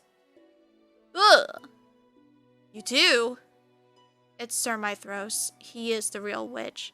Alcastor wasn't just talking shit. Sir Mithros? It's when Sir Alcastor was throwing around accusations last night. They were true. Sir Mithros is also already aware that Delora has been investigating the palace. We need to warn her. Then I will send Lady Parfait a quick message.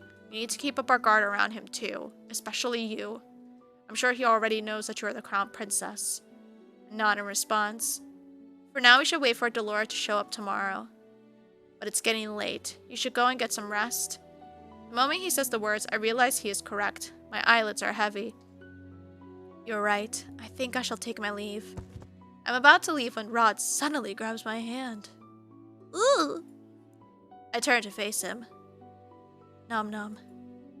It's the first time I have heard him say my name so warmly. Oh, scandalous! I just want to... I can almost hear my heartbeat ringing in my ears as I stare at him with anticipation. But Rod says nothing. Rod eventually releases my hand with a shake of his head. It's nothing. I cannot help but feel dejected. Good night, Nom-Nom. Good night, Rod. Moments after Rod closes the door, I hear a familiar voice whispering in my ear. I see. What the fuck? I jump back in surprise and stare at him with wide eyes. Sir Mithras is leaning casually against one of the pedestals. So that is where the prince disappears to every now and then. I had no reason to care before, but now I see it. If my guess is correct, he is also in league with the Lucis Bearer. Lucis Bearer. Words. When I do not answer, Sir Mithros smiles and shrugs. Well, it does not matter. I glance around us and notice the green shield from earlier. Once again, no one will hear this conversation. Now that the prince has confirmed your doubts, what will your next course of action be? You want to help him break his curse, yes? Ron may have given up on breaking his curse, but I refuse to do nothing. From the way Sir Mithros is taunting me, he must know of some other way to break the curse. Rod will not be happy about this, but I need to use whatever means necessary to save him. Do you know how to break his curse, Sir Mithros? I will assume that you have not read the full fairy tale if you do not know. Yes, Princess, I know. Tell me. Mithros cocks an eyebrow and waves a finger at me. Do you not realize by now how witches work, Princess? I propose a deal. I will help you, but you must help me with something in return. Help you? If you are planning on betraying the king, I have no plans of taking the crown, or harming any members of the royal family. What? Then what is it that you would want from me? I prefer keeping you in suspense. I do enjoy surprises. You will find out the day after tomorrow. That is your 18th birthday. I look at him, perplexed. Why does it have to be on my birthday? Because shit happens. Don't worry, Your Highness. What I request from you will also make for a pleasant gift. Sounds like bullshit to me. Ugh, it's hard to be comfortable. Alright. What do you say? I bite my lower lip as I consider. I am worried about Sir Mithros' request, but I no longer have time. Fiorisa's marriage is tomorrow, and Sir Mithros has the upper hand. I understand. Good. Now remember, dear Nom-Nom, witches are bound to their oaths.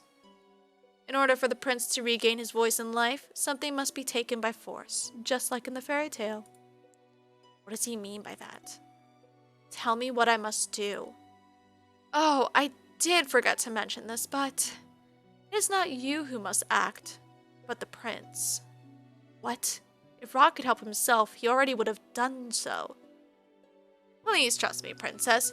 You will have my aid, and I will make sure the prince's curse is broken. Is he gonna, force him? He's gonna, force him to kill Fiorisa. Fuck, that's dark. That is so dark. Okay, that is a good saving place, though. I'm just gonna save, and then quickly save over this one. Yes. Damn, my voice is gonna be fucked after this. Today is Fiorisa's wedding day, and also the day Rod is destined to die. Sir Mithros explained his plan briefly last night.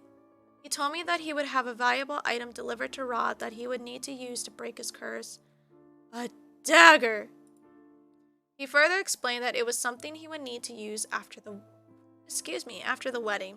I tried to question him further, but he disappeared before I could, saying that he needed to start his preparations. I do not completely trust him, but I am running out of time and have no choice right now. The royal family has left the palace to attend Fiorisa's wedding.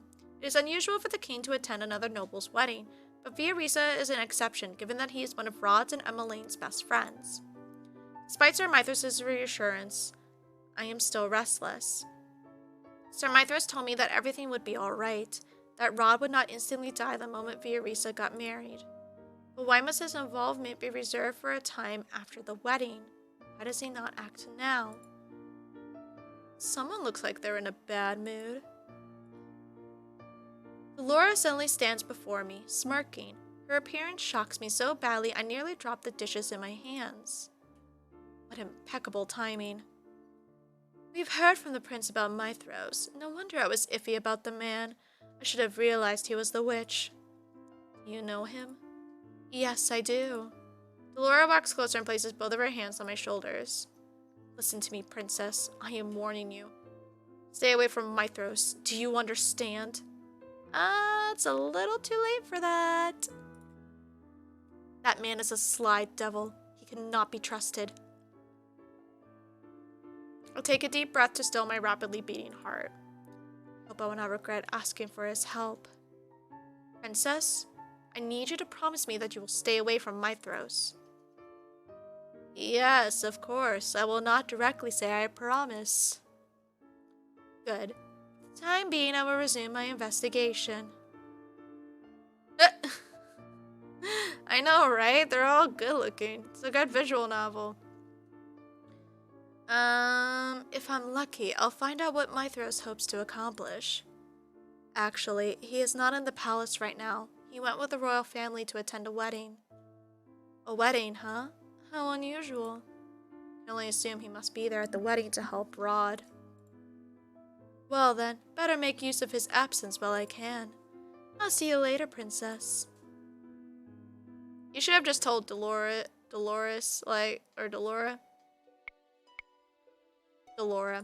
like, hey, by the way, I kind of made a deal with him. Is that bad? Like, is that sus? Help. When I am left to my own thoughts, my mind returns to the issue of Rod's curse. Sir Mithros mentioned a similarity with the fairy tale, which means I may have a chance of finding out more. I decide to go to the library when I have the time to pick up the book. I am now on my way back to my quarters with the book in hand when I see Rod walking toward me from the other side. His eyes are fixed on the floor, so he does not notice me as I approach. Rod?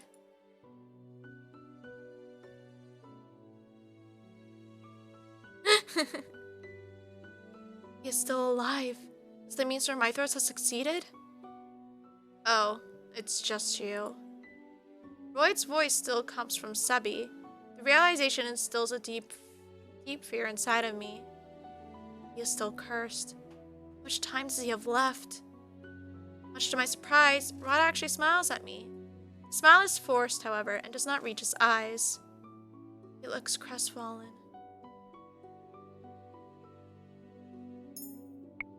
Yeah, so he's one of the romance options. Let's save over this one.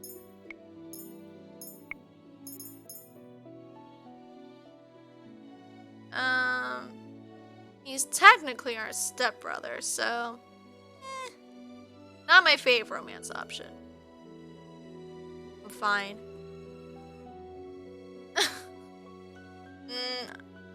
No. But he does have a bad ending, and the bad ending could be that he dies. Because that was a bad ending of the last guy we romanced. He got murdered. By us, actually. That's right. We caused his death. I forgot. Oh, I can't do that again. That nearly broke me. Are you sure? Yes, I'm sure. But I'm tired, Nom-Nom. So for tonight, I just want to rest. Good night. Without waiting for my answer, Rod begins to walk away. I glance down at the book in my hands, then slowly open up to the last page of the Little Mermaid fairy tale. I start reading from the section where the mermaid sisters explain how to get her fins back. Take this knife. Before the sun rises, you must plunge it into the heart of the prince. You will be a mermaid once again.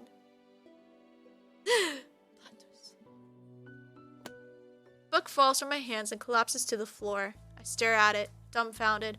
Why didn't you look before making the promise with the witch, you dumbass?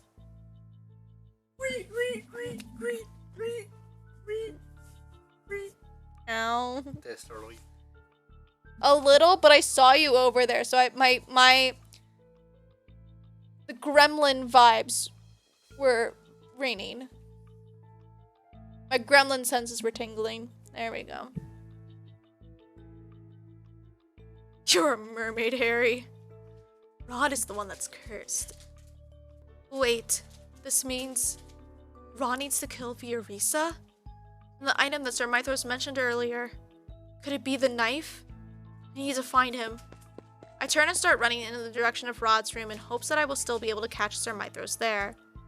When I come to the end of the hallway, however, it is not Mithros who stands by Rod's door. Emmeline? Emmeline is slowly walking in the direction of the throne room. Her movements seem oddly mechanical. Is she possessed? Oh, fuck. I rushed toward her. Emma. Princess Emmeline. Where are you going? Must go to Rod. Why is she going to the throne room? Rod is back in his room. My eyes catch on something shiny in Emmeline's hand. It's the knife! My heart nearly stops when I see that it is a knife. Emmeline, what are you? If he kills his beloved with this blade, his curse will break and he won't die. No, I don't want to stab her. She's my friend. And Rod's bio sister. It is as if she's in a trance. Is this Sir Mithros' doing? Is she under one of his spells? Emmeline, snap out of it. Emmeline starts walking again, ignoring me. When I try to approach her again, thinking to steal away the knife, a shadow suddenly comes to stand between us. Ah, I knew it, you asshole. Varg looms in front of me, smirking. Where did you come from? Where'd you come from? Where'd you go? Where'd you come from? Da-da-da-da. Let me through, Varg. No can do, princess. Don't you want to save the prince? Yeah, we could probably kill him. It's probably fine. I have no connection to him. Number 64, specifically. Yeah. I look at Emmeline, who has not even turned to glance at us. I glare at Varg, who is still standing in my way, grinning. Step aside, Varg. Ah, feisty. You are a far more interesting princess than your stepsister. I try to sidestep, but Varg follows my motions. I try again and again, but he just thwarts my progress. He holds his hands up in the air, eyebrows raised. Tell me, what would you do if I did let you go? Would you stop him from killing the girl?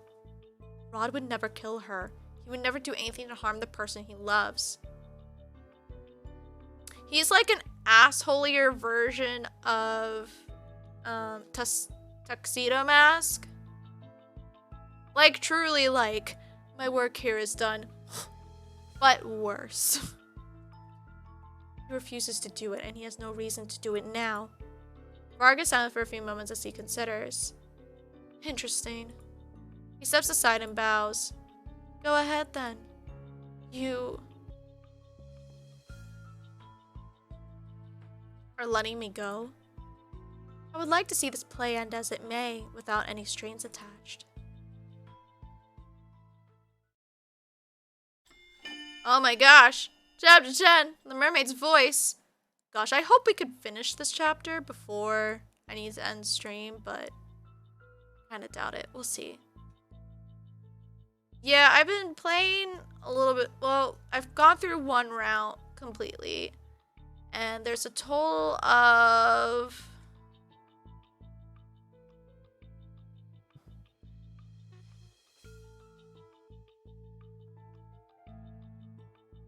still skin. I think it's a total of 5 routes. Yeah, I think it's 5 routes. There's 5 routes in total in this game, and each of them comes with a bad ending. Though you can skim pretty quickly to get the bad endings afterwards, but yeah. You turned 18, congrats! Look at you being an adult now. It's awesome. I stop on my tracks when I see Sir Mithros standing just in front of the main door to the throne room. He looks at me expectantly as I approach. Sir Mithros? Good evening, Your Highness. Such a lovely night tonight, isn't it? Isn't it a lovely night for a murder? Only half an hour left before you will turn 18.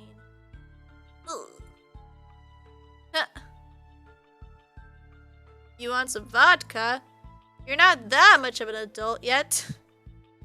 In the US, at least. Which is still weird, but... Do not forget our deal, princess. Come midnight, I will be requesting your aid in exchange for helping the prince break his curse. I clench my hands into tight fists. I swear, in other dating sims, this would be like the secret route. But I don't think that's what's happening in this game. Helping the prince break his curse? Rod killing someone is not what I wanted. Sir Mythros puts a finger to his lips. You wouldn't want to attract the attention of the knights, would you? There would be quite a bit of explaining to do then. I glare at him, then take a deep breath and lower my voice. You did not tell me that breaking Rod's curse meant killing someone. Oh, but I am only honoring my end of the deal. Perhaps you should have done your research before agreeing. That is what I said earlier, so... The grin on his lips never wavers, but I can see the amusement in his eyes. I relied entirely on the story Emmeline told me, and that was my biggest mistake. I should have read the full fairy tale.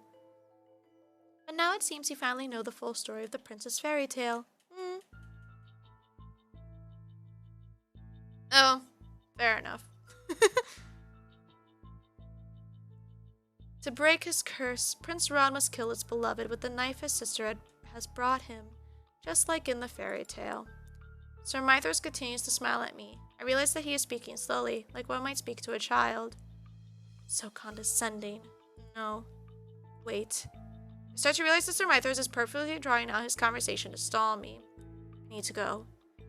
Mythros does not stop me when I slide past him to open the doors to the throne room. The first thing I see when I enter the throne room is Rod. He's standing in the middle of the area with Emmeline in his arms. Oh, did you move? Is she alright? Rod gently places Emmeline on the throne. He leans down to look more closely at her sleeping face, then reaches down to take the object in her hand before he faces me. I can see the metallic glimmer in his hand and know that he is holding the knife Emmeline brought with her. Where did she even get this knife? He pauses to stare at it, then turns suddenly, eyes widening at some sight in another part of the room. Follow his gaze to the corner of the room where Viorisa floats in midair. Her eyes are closed and her hands clasped, as if she is just sleeping. Viorisa? But how? Such a pleasant surprise, isn't it? Sir Mythros walks into the room with his hands clasped behind his back. You. Good evening, Your Highness. Is this your doing? Sir Mythros just smiles at him pleasantly. Rod only glares back at him. Guards! Sir Mythros clicks his tongue and chuckles. My apologies, Your Highness, but no one will be able to hear you no matter how loud you shout. Not even your witch friend will hear anything through my magic. He knows Delora is here. Glance around the room and notice that Sir Mythros has created his silent green barrier. It's the same magic he used yesterday. Now, let's get back to the matter at hand. You are running out of time, Prince Rod. It would be a shame to see you perish here after the princess went through the trouble of asking me to save your life. Ugh. Nom-Nom, what is he talking about? The princess didn't want you to die, so she asked me to help break your curse. He kinda does. Yeah, he kinda does. The princess didn't want you to... Sir Mythros spreads his arms, gesturing toward both Emmeline and Viorisa. So I have been kind enough to set the stage and gather its actors for what I hope to be a wonderful finale. I can't help but wonder how this fairy tale will end. Why would you do this, Nom-Nom? I did not know it meant killing Viorisa, I swear. That is why I came here, to stop you.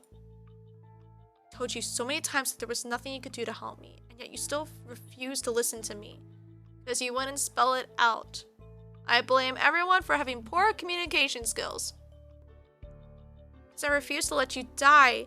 Can you not see that you are important to me, Rod? My, what a scandal.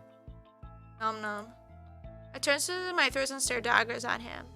I asked you to help Rod. Why did you have to involve Emmeline in this? It was a necessary requirement that the princess be the one to give him the knife, Your Highness. It was, after all, the mermaid's sister that brought her the knife to kill her beloved. He he needs longer hair. But yeah, he could look like the male traveler. Aether. Ether? Aether? I don't know how you pronounce his name. So that's how she knew about all of this. She came here crying and begging me to break my curse because she didn't want me to die. I almost wanted to do it. But I could never kill someone. That is why I will always refuse to break my curse, even if even if I really want to live. Perhaps I miscalculated. Oh well, this can be remedied. Sir Mithras waves his hand. His fingers begin to glow subtly with magic. He's gonna force Rod. I bet your ass. What are you? Ugh. Rod! A faint green glow surrounds Rod as he doubles over.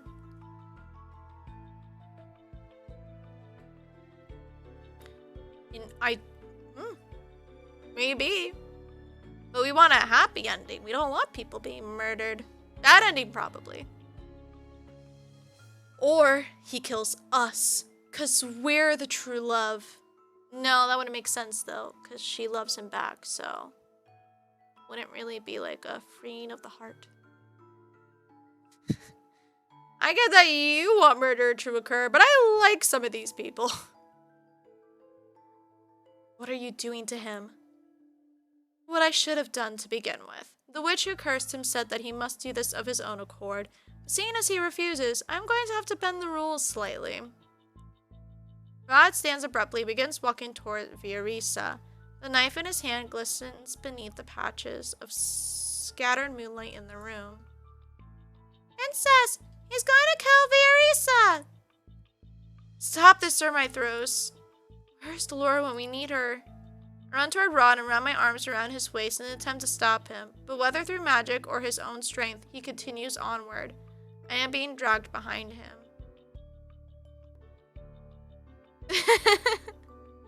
I'm not too surprised. Does one not normally go into people's streams and demand murder to occur? No? Huh.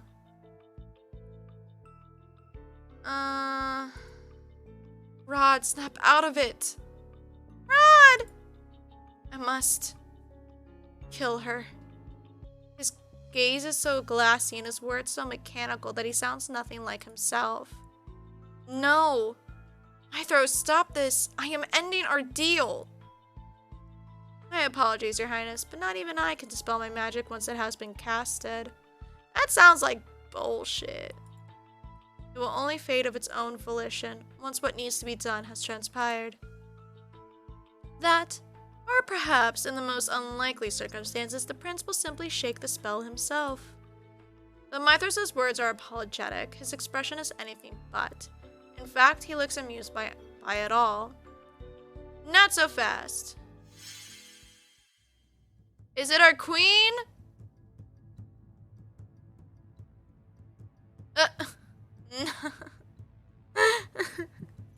No, I don't want to get perma-banned. Not even semi-banned.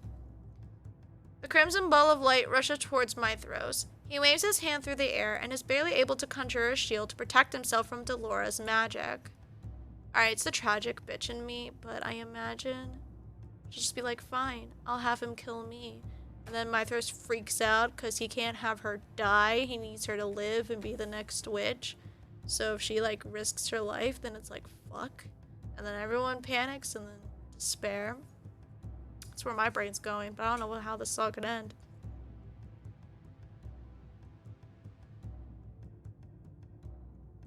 Oh no, I wouldn't ban you, but Twitch would ban me if I played 18 plus scenes. I almost got in trouble with one game I played last year or a couple years ago because I didn't check.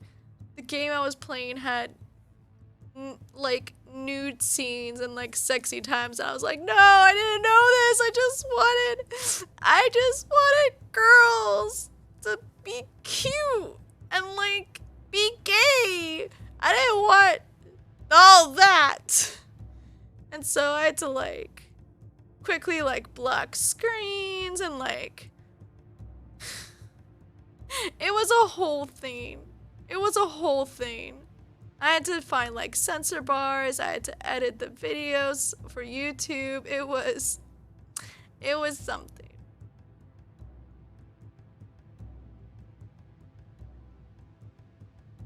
Yeah, right? Twitch is very weird about what's cool and what's not cool. If I, like, Sometimes I'm worried to even wear a tank top. Because what if me wearing a tank top, then Twitch is like, ooh, you're showing your shoulders. We're going to act like the public school system, which is bullshit. Or, but then, you know, other people can be totally topless. And then it's like, cool, have fun, y'all. Oh my, yeah. That sounds like GTA. Sorry, we should move. Yeah. Twitch is weird.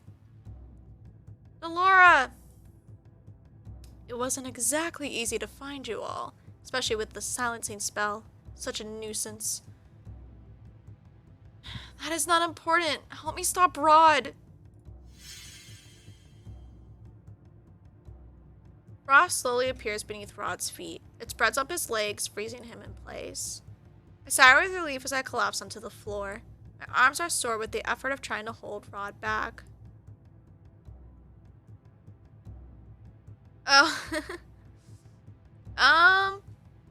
My streamer friend, Kiwi of the Void, she recently got her VTuber stuff set up, and, I think she did it for free, so if you need help, you could probably reach out to them.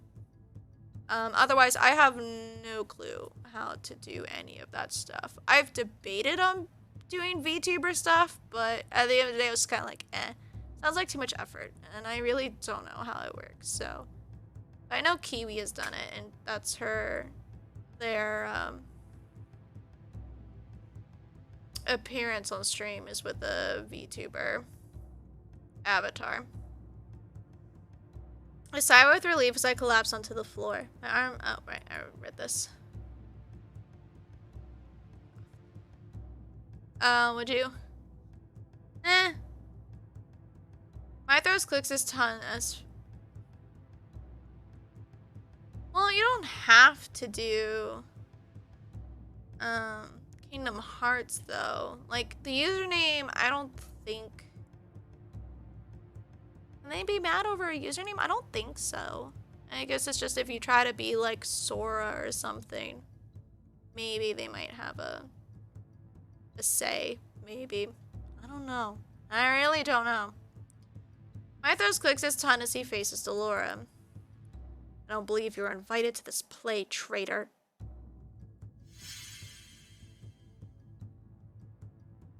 Light gathers around Mythos' hand. Moments later, he releases the energy toward her. Axel, I think, would count too. Delora, in turn, conjures a barrier, successfully protecting herself from Mythos' magic. I always did fancy myself a party crasher. Gosh, yes, queen! Still, to think that you were alive this whole time. Myth. His real name. He is one of the Tenebrarum Bearer's servants.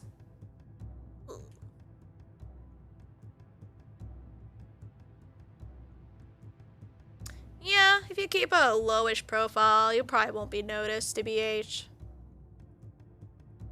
This person was my mother's servant? Allow me to correct you. I am her only faithful servant. I am nothing like that ungrateful bastard who betrayed her to the fairies. Who is he talking about? Well, whatever it is you're planning, forget about it. There's no way we're letting you get away with it. Oh, well, do try your best. But first, a reminder. I am the superior witch here. Energy crackles in the air as sparks begin to form around his hand. The spell is taking longer than his other spells. I notice Dolores worrying moments before she is able to cast a shield on herself. This is not good. Mythros releases the bolts of lightning in Dolores' direction. The impact causes both the shield and the ground to shudder. Delora! The smoke clears and miraculously, Delora stands unharmed. No sooner has a sigh escaped my lips than another frightening sound echoes across the room. There's a loud crack, and I realize that it's coming from Delora's shield. Everything after that happens in a blur. Delora is still trying to hold the shield up when Mythros casts another spell at it.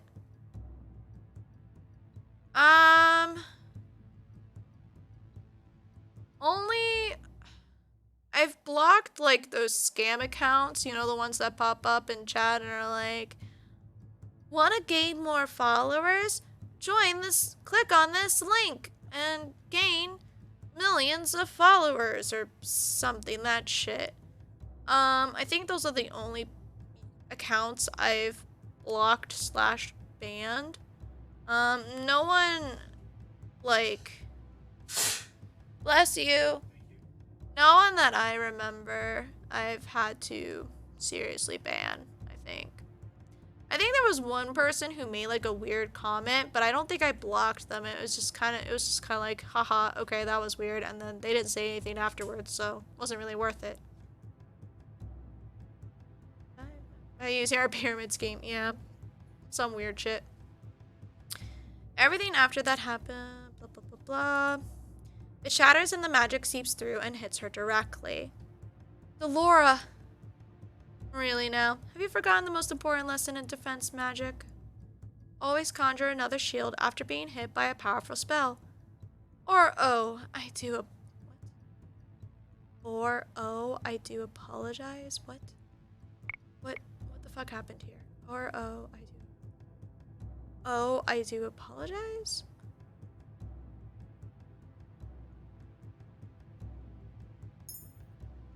Huh.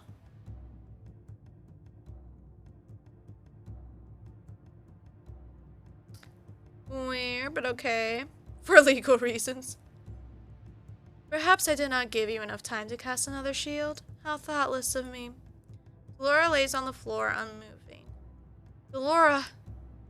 I'm about to rush to her side when Mithros moves to stand in front of me with a malicious grin on his face. It will do you no good to be in denial, princess. How could you? How could you hurt another witch? I think I'm good without cults or packs in my life. But thank you. It is not a crime to destroy a traitor. He looks back at Delora with clear disdain. Then he sets his eyes back on me and raises his eyebrows. It is foolish of you to try to stop this. You wanted this. I will not allow you to renege on our deal. The prince will break his curse and you will help me. Help you. Yes, I went to great pains to make sure Alcaster kept you safe just so you could repay me. You said that you made a deal with Alcaster to borrow the Knights' assistance. And what would I need the Knights' assistance for, dear princess? I never needed the Knights.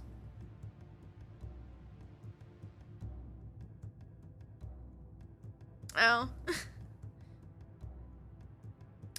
Sounds nice. I'm not super chatty though.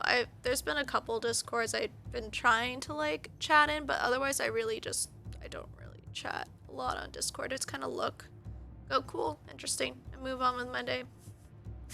As bad as that is. No, I wasn't getting like legit cult vibes from you. You're good, don't worry. I just needed Alcaster to keep you safe. I would have gotten rid of him myself if I wasn't sure the Cane would eventually find me. So this whole time you were only trying to keep me safe. To use me? Use is such a simple, ugly word. Remember, I just want you to help me. Princess! I turn around and realize that Delora's spell on Rod has faded and that he is now only a few feet away from Fiorisa. Rod!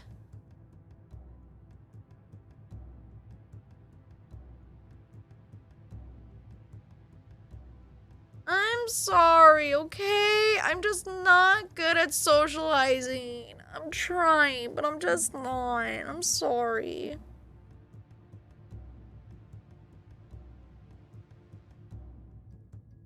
I force myself to run toward him as fast as I can manage. I will not let you kill anyone. I don't know what I must do to stop him, so I do the first thing that comes to mind. I put myself between Ron and Fiorisa just as he's about to plunge the knife into her. Okay. Princess! I was right. She does get stabbed. Damn.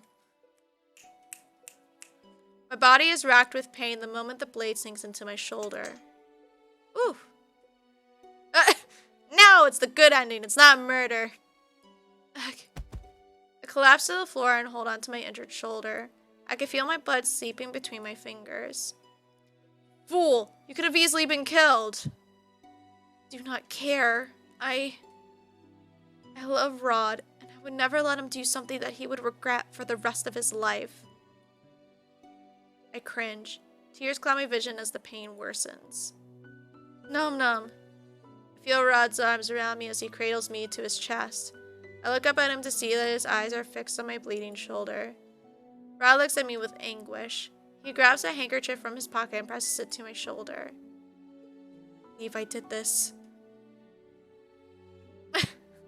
Hey! You want the main character to live. I stare in shock as his lips move. It is not Sebi speaking, but him. Is it because she said that she loves him? Oh, damn. Your voice. You broke your curse. But how? A bright light envelops us, and for a few moments I have to close my eyes against its brightness.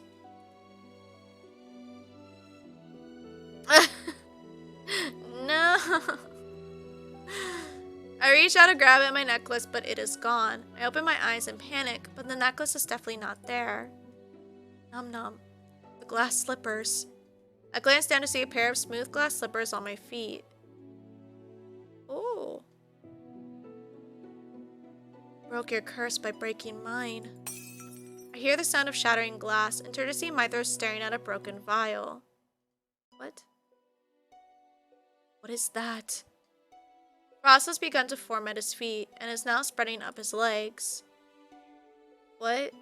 Oh, I'm so confused. What is happening? You mean— oh, Delora. Okay, cool. Always have a backup, as they say. Seems like you're the one who forgot the basics of combat. Never turn your back on an opponent unless you're sure that they're dead. Your bloated ego does wonders in turning the tide of battle. Laura is now back on her feet and walking toward Mythros. She dusts off her dress as she moves. Laura is unharmed? We love our goth waifu. You? But how? Did you really think I'd forget to conjure another shield? The frost has now made its way up to Mythros' neck. Inconceivable! A lowly witch like you could never cast as powerful a spell. Delora gestures at the glass shards on the floor. That's where Parfait's new special potion comes handy. It makes my magic more powerful. The second most basic lesson is to never underestimate your opponent. Looks like you were the terrible pupil. Smash. Easy. Mythros opens his mouth to speak, or perhaps to scream. By the time he opens his mouth, the frost has completely devoured him, leaving him nothing but an icy sculpture. Delora, Nom-Nom is— has her bleeding stopped? I think so. I cannot make out what they say after that. My world starts spinning and everything starts to blur, so I close my eyes. I feel Delora's hand on my forehead. The warmth relaxes me somewhat. We got you, princess. Hang in there, Nom-Nom. My body becomes heavier by the second as I lean my head against Rod's chest, and then I feel myself falling into never-ending darkness. When I open my eyes, the first thing I see are the soft rays of sunlight seeping through the window. I attempt to sit up and cringe when I feel a sharp pain at my shoulder. I reach out to touch it, only to realize that it has been neatly bandaged. Despite the injury, my body feels oddly light, stronger than it even was before.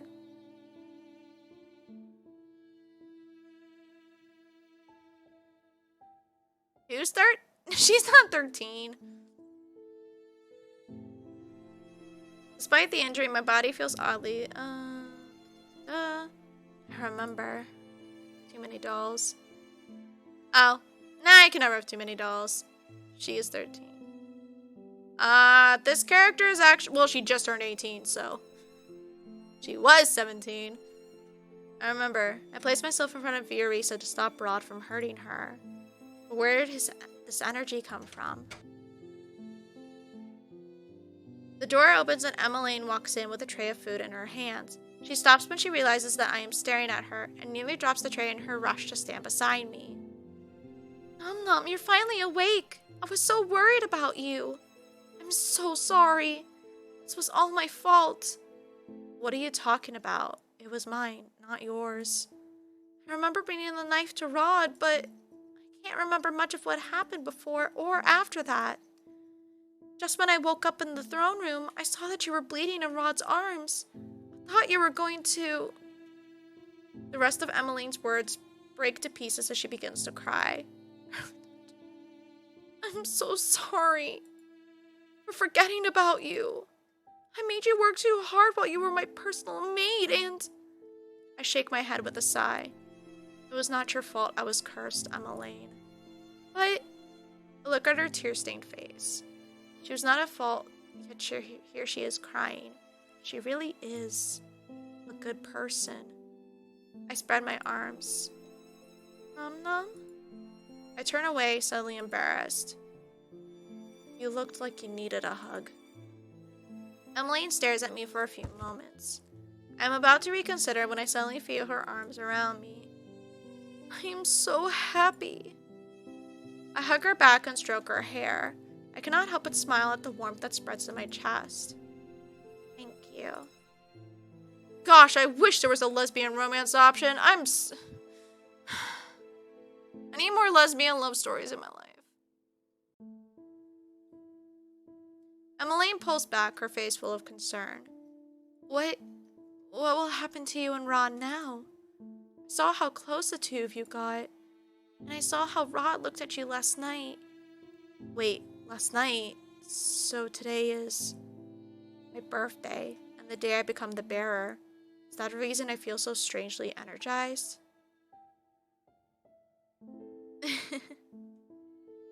Oh! Emmeline walks up to one of my doll shelves and picks up the doll she had placed there months ago. Happy birthday! I meant to give this to you earlier as a surprise before you were... first. Anyway, I know it's not as pretty as the other dolls from your collection, but I hope that you'll like it. It is beautiful. Thank you. I take the doll in my arms as a knock sounds on the door. Come in. The door opens and Rod steps inside. His eyes widen when he sees Emmeline. Em? Oh, I was just about to leave. Emmeline slides off of my bed and heads for the door, but before she closes it, she turns to us once again. I know how complicated this will be for the both of you, but I want you to know that I will support you. Oh, yeah. There are some good Yuri anime. I literally, this, Sakura trick. I haven't heard of that one. The one I was about to mention, I watched it years ago, and it's, okay, not gonna lie, it's a little cringy. It's a little cringy, a little much, a bit extreme in the drama department. But it was like the first true Yuri I watched and that I enjoyed, called Strawberry Panic. This morning I was thinking, it was either last night or this morning that I started thinking about it, and then I was looking up YouTube clips from the show, just to like the best moments from the show or something. I was just like, damn. They still make my heart pitter patter. Oh my gosh. I'm gonna Google that real quick though. Sakura trick.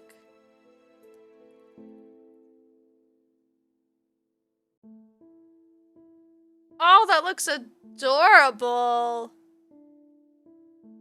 Okay, I'll have to properly look at that later.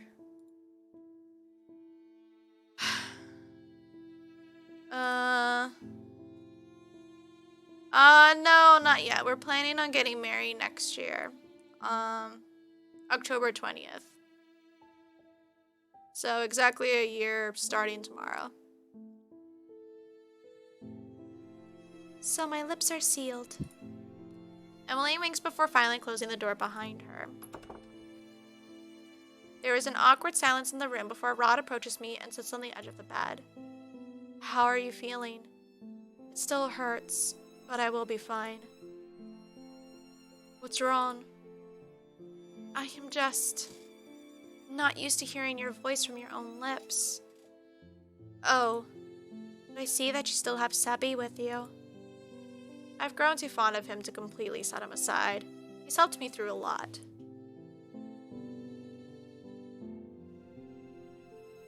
Oh, that would be nice. I've grown too fond of him to completely set him aside. He's helped me through a lot. Well, okay. To be fair, though, we're kind of keeping the guest list really small, so I don't know if we'll have room for additional people, so we just want to keep it a small celebration. Sorry, my throat. Bummer I can't read his thoughts anymore. There was never any need for you to do that in the first place. You'll be in the bush. Is that so? Rod shakes his head and sighs silently.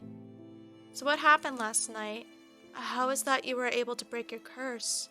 You did not kill Fiorisa. In the original fairy tale, the Little Mermaid could retain her humanity only if the prince loved her back. Though it never happens in the fairy tale, it is still an element of her curse. But still, because the prince never fell in love with her, the only way for the mermaid to live was to kill him. I fell in love with you unknowingly. When you told me you loved me as well last night, that broke my curse. Feel my cheeks turn warm. Rod coughs, his own cheeks flushed. Well, there you have it. The Little Mermaid never had a fairy tale ending. But I did. Oh! I never had to kill Fiorisa. But because my curse started with Fiorisa, I assumed it had to end with her too. I almost wrote a story like this where it's like Little Mermaid and like it starts with the same premise of her falling in love with the prince, but then she instead falls in love with, what was his role? I think it was like a butler. Was it a butler or something? I think it was a butler or something to that extent. And I had this like idea that like, you know, while she's constantly chasing the prince and begging for his attention and not receiving the same love in return, this other guy is just constantly like caring for her and trying to be there for her, trying to like tell her like, yo, stop, you're fucking up your health over this, like knock it off. Like take care of yourself. And she thinks she's gonna die, but then yeah, because they ended up falling in love, she was good and the prince moved on. Well, he didn't have to move on, he didn't love her to begin with, but anyway, I originally wrote something like that before, but I never got far in the story, but I had it all in my head. I was just like, ugh. Anyway, Sebastian the crab, no.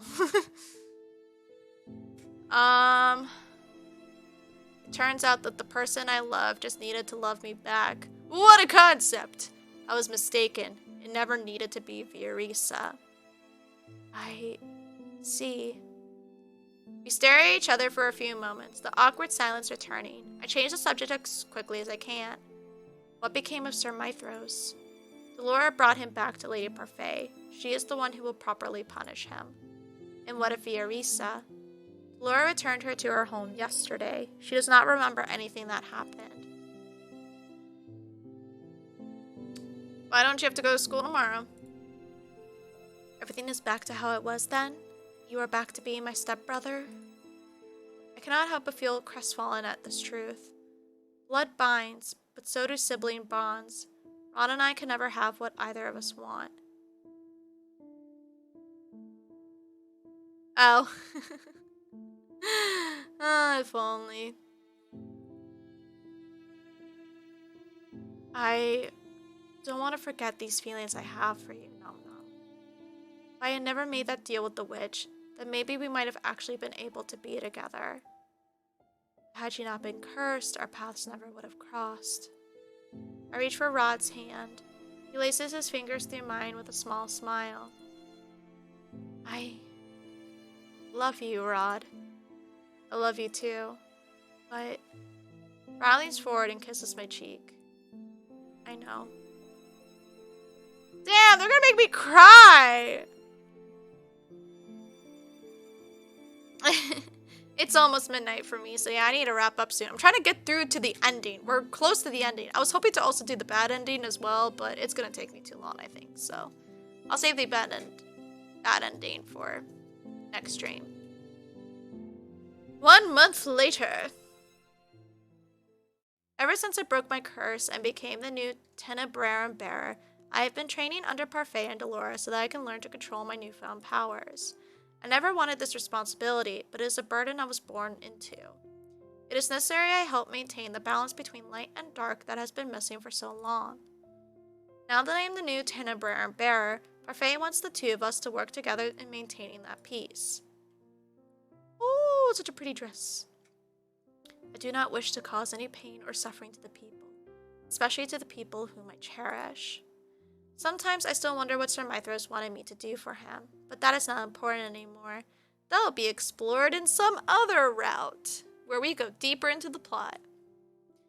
I still have much to learn, but right now, as the new bearer, my priority is to get rid of the fairy tale curse once and for all. For the time being, everyone at the market waits patiently for the day that I will learn to lift their curses. Since everything transpired, my relationship with Ophelia and Emmeline has improved. Emmeline is fond of calling me the best sister, even though I am the only one she has. My relationship with the king, however, has yet to be mended. I am doing my best to open up to him and to give him a chance, but the efforts are slow going. I do not ask why he acted the way that he did in the past, but I know that in order to move forward, I must let go of the past. It's finally time. I've been waiting for this all day. I head back into my room to change my dress into something less conspicuous. Afterwards, I head out into town and into the forest for my designated meeting. It is a relief the king allows me to leave the palace on my own. I would not have been able to come here with guards. I guess me being the Tenebrar bearer puts him at ease. If the title reassures him and allows me to come out here on my own to meet Rod, then secret rendezvous! I am not complaining. Rod still uses the secret passage he has always used to sneak out of the palace.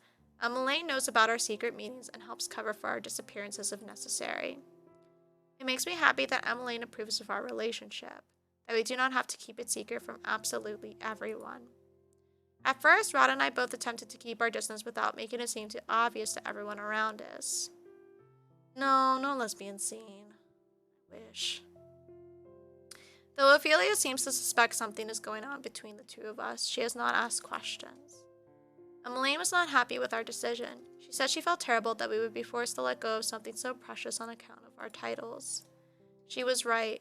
More than that, it was difficult for the two of us to deny our feelings for each other. In the end, we came up with a solution, even if it is temporary. We decided to secretly meet up in the forest every once in a while so that we could be together without any pretenses. This is called Cinderella Phenomenon, and it's free on Steam. It also has a sequel game, but that one's like $9 or something. Even just for a little while. When I catch sight of Rod, I run toward him and throw my arms around his neck. I feel Rod snuggle his face into the crook of my neck. May I have this dance? Ah, look at them! Oh, that's kind of cute. Kind of cute. I take Rod's hand and began dancing to a silent song. The first time I danced with him, it was to prove a point. It was when neither of us even liked each other. I remember this as I stare at him. What? Is there something on my face? I was just remembering how much you hated me back then, and now, here we are. Fate sure loves to toy with us. I smile at Rod. Just for a little longer. I want to be by his side. I don't know how long we can keep this up, but every day I wish for the same thing. I wish I can live my life openly loving Rod. I wonder, would that dream ever be possible? Oh, damn it. There's always porn somewhere on the internet. Damn, that's kind of a sad ending, though. They, like, love each other, but it has to be kept under wraps.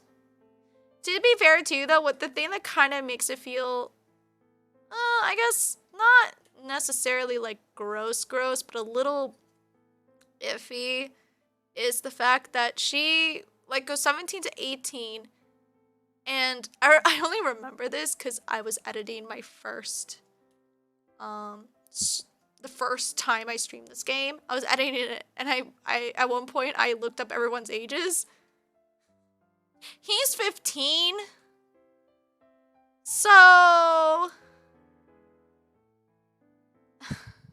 they didn't write him like a 15-year-old, but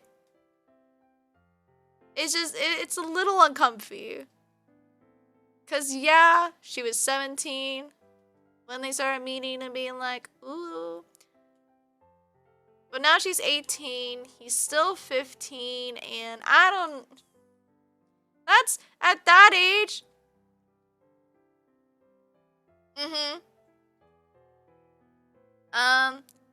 The kind of just, the porn game thingy? Is it a porn game thing? I don't know. But yeah, it's just slightly uncomfy. Cause like, around teen times, that kind of age difference is very noticeable versus like, let's say, same age difference, 23-year-old and a 26-year-old. The age difference is not that noticeable, really, but between a 15-year-old and an 18-year-old,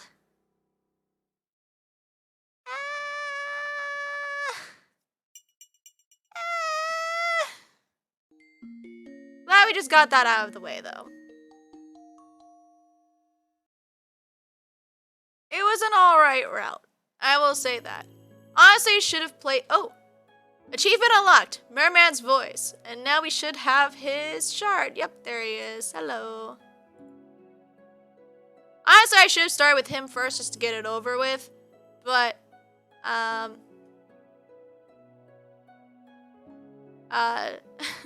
I fell in love with him so hard that I had to go through his route first. I was too infatuated. Where's all his art? Like, as a woman and as a man? Please. Very female Diluc. Queen. King, but you know. He's too scrawny to be Diluc, but I get it. God, I love him so much, though. What a boy. Then we have... And then, so he has a bad ending. Someone dies. Probably her. Or him. Who knows? And yeah. Not my... Young boys are not my type. What a surprise. I wonder why. But yeah. Anyway. Everyone dies in the bad endings. Alright. Yeah, go to sleep. I'm gonna be done for the night. I think... Oh.